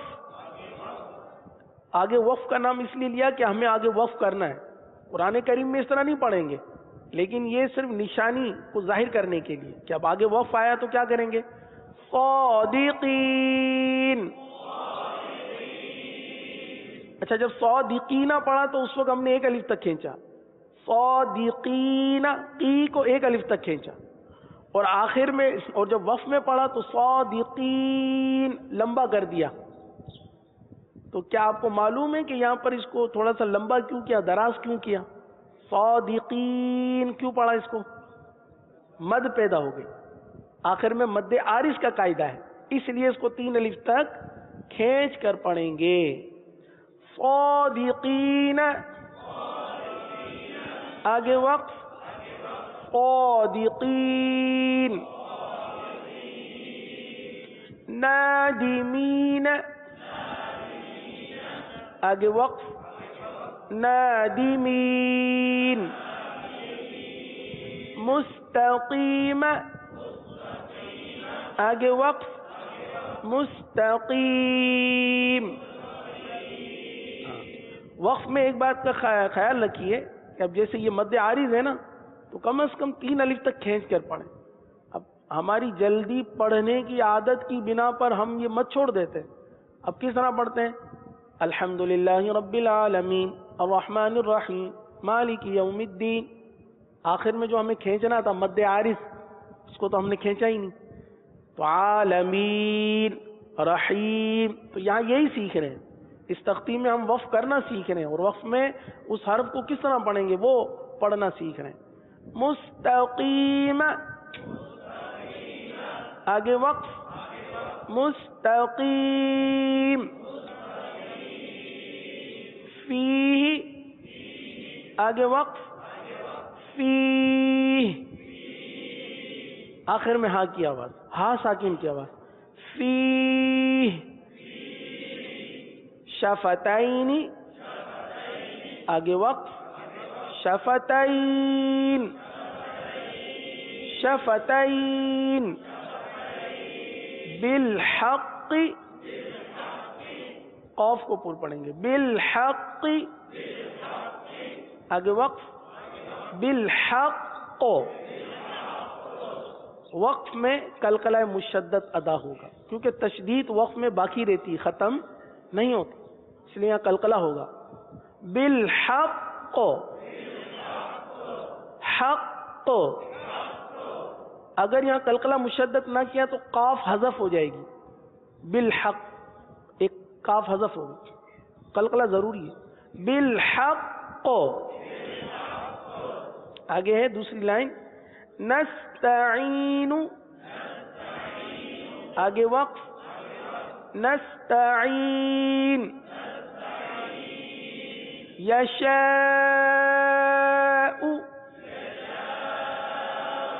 آگے وقف یشاء.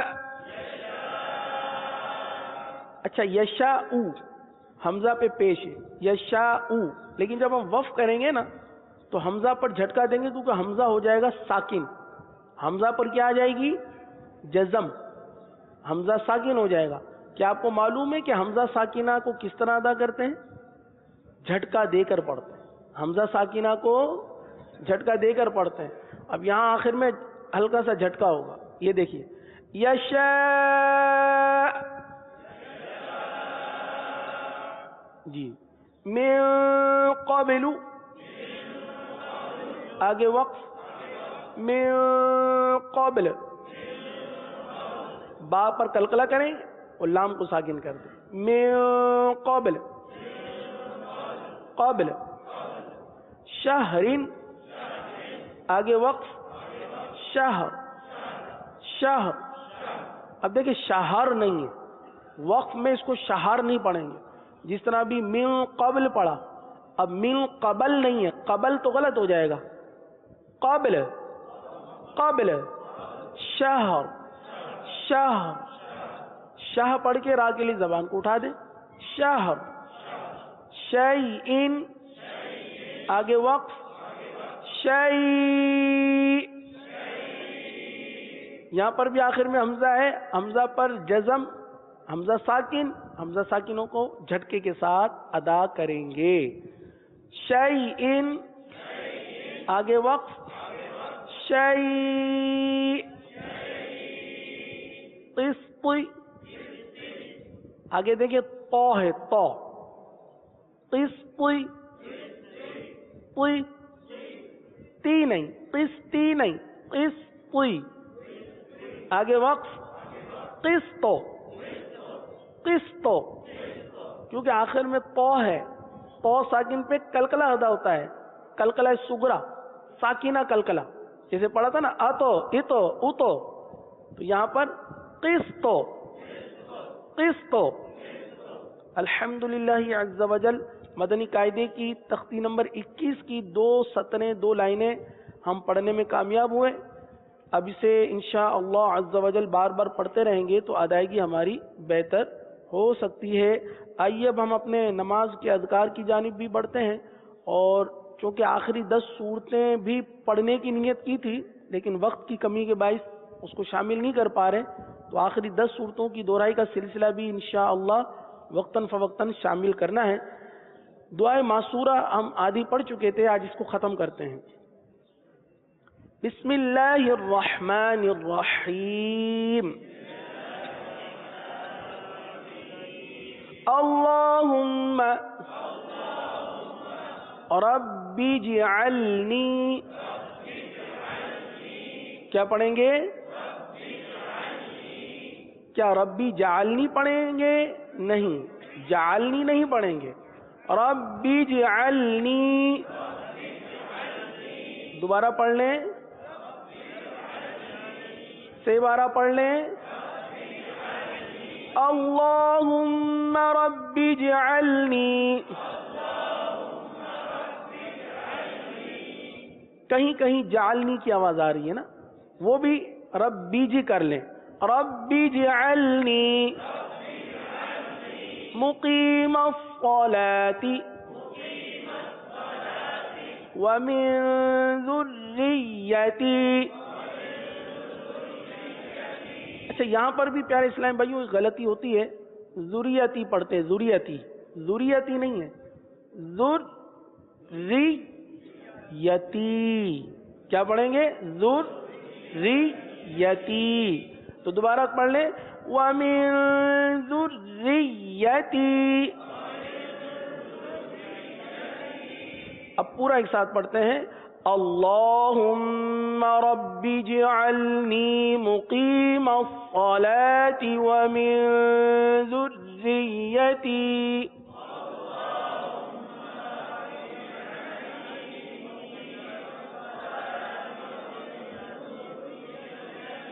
وَمِن ذُرِّيَّتِي۔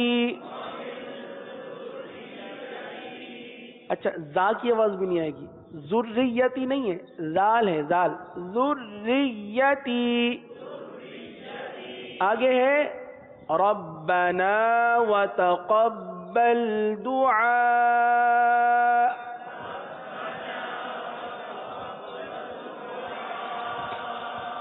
آخر میں ہے مد، دعا، عین کے اوپر مد ہے نا، تو اس مد کو باقی رکھیں گے، مد ختم نہیں ہوتی، مد وقف میں ختم نہیں ہوتی، وقف میں تو باقی رہتی، تو دعا کو کھینچیں گے، عین کو کھینچیں گے اور حمزہ ساکینہ پر جھٹکا دیں گے۔ دیکھیں کس طرح، اس طرح، دعا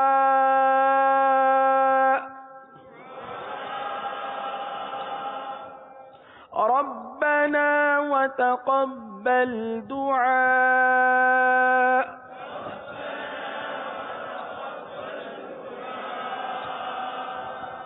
دعا،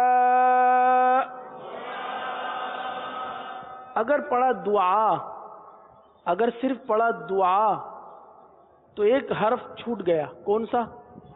حمزہ، حمزہ تو چھوٹ گیا نا، ہم پڑھے دعا، حمزہ گیا، حمزہ کی ادائیگی نہیں ہوئی، حمزہ حذف ہو گیا۔ تو جب تک اس طرح نہیں پڑھیں گے دعا، جب تب تک حمزہ ادا نہیں ہوگا۔ اگر صرف پڑھا دعا، جیسے کہ عادت ہے، ایک تعداد ہے جو سنی گئی ہے، جو ربنا وتقبل دعا، دعا پڑھتے ہیں، تو یہ عام غلطی ہے اور بڑی غلطی ہے، حذف کی غلطی ہے، ایک حرف حذف ہو گیا، حرف حذف ہو گیا تو ظاہر سی بات ہے لحن جلی کی غلطی ہے۔ دعا،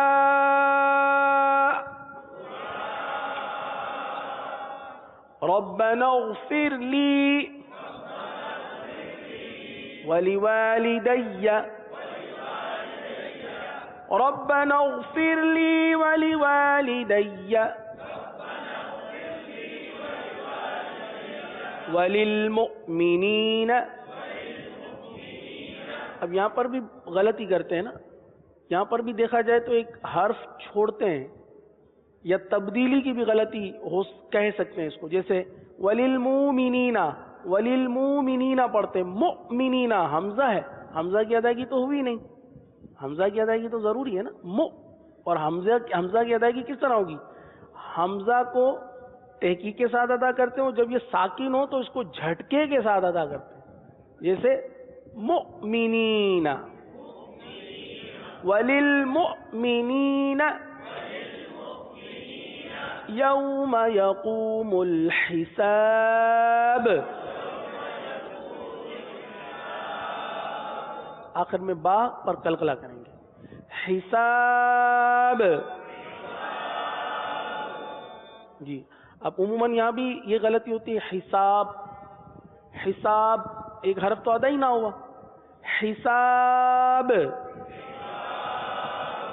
چونکہ قرآن کریم کی آیت کریمہ بھی ہے تو ادائیگی بالکل درست ہونی چاہیے۔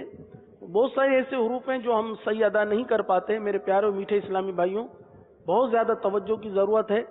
ابھی جیسے اب سیکھ رہے ہیں نا، یہ سیکھنے کے مراحل ہیں، تو اس میں تو زیادہ سے زیادہ پڑھیں، اتنا زیادہ پڑھیں، اللہ کرے کہ یہ ہمارے منہ پر رواں ہو جائے، اللہ کرے کہ یہ ہمارے منہ پر رواں ہو جائیں، کیونکہ ہم بہت سست ہیں، ہم قرآن پڑھنے میں اتنے سست ہیں کہ ہماری توجہ ہی نہیں رہتی، ہم غلط قرآن پڑھنے کے عادی بن جاتے ہیں۔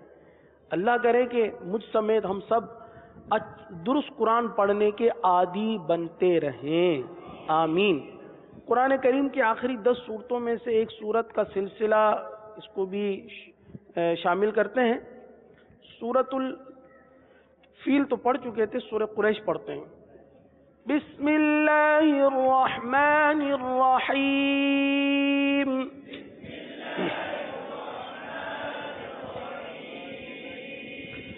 لإیلاف قریش، لإیلاف قریش، إيلافهم رحلة الشتاء والصيف،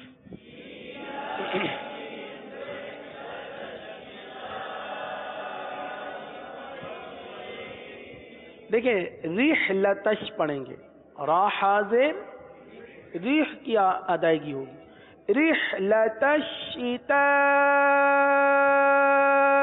والصيف،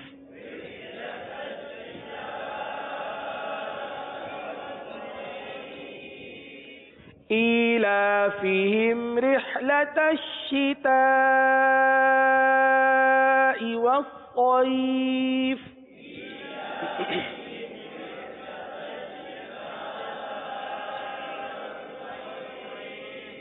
فليعبدوا رب هذا البيت، فليعبدوا رب هذا البيت،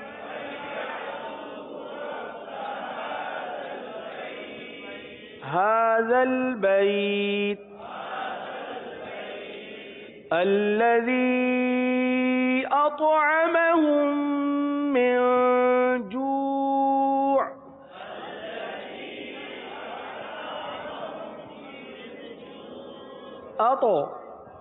أطعمهم الذي أطعمهم من جوع،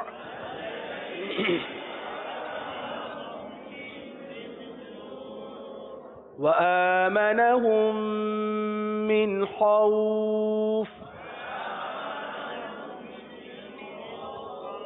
ایک مرتبہ اس سورہ مبارکہ کو پھر پڑھ لیتے ہیں۔ بسم اللہ الرحمن الرحیم،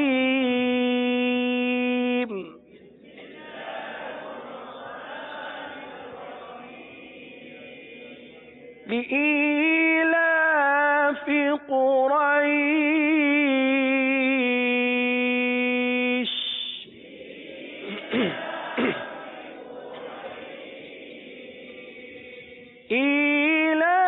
إيلافهم رحلة الشتاء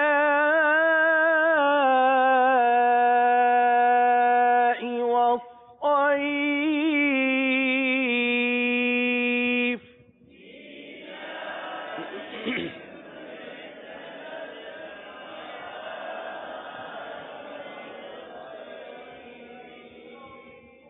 فَلْيَعْبُدُوا رَبَّ هَذَا الْبَيْتِ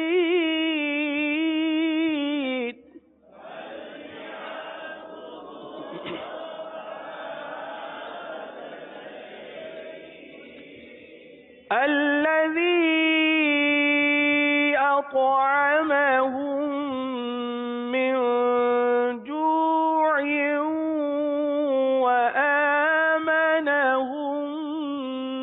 مِّنْ خَوْفٍ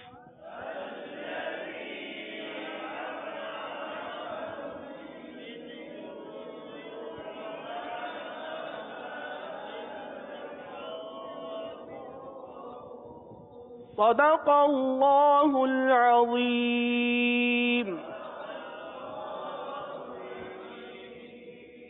اللہ عز و جل ہمیں درست طریقے سے قرآن مجید پڑھنے کی توفیق عطا فرمائے.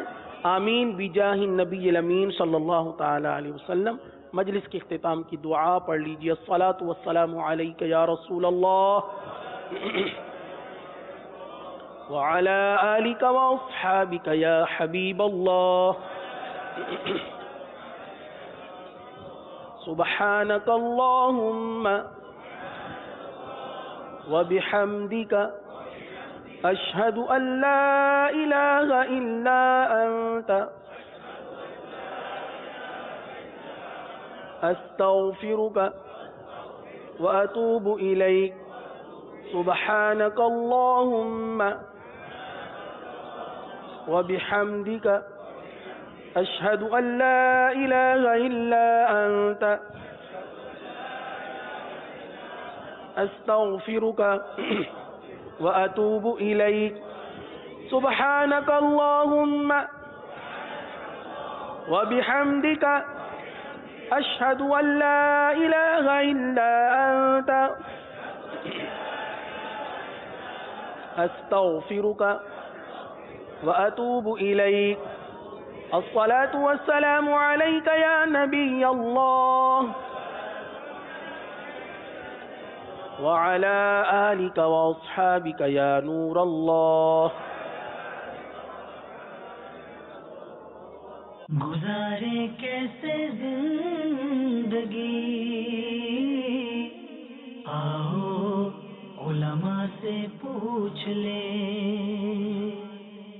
آئے جو مشکل پیش کوئی آؤ علماء سے پوچھ لیں.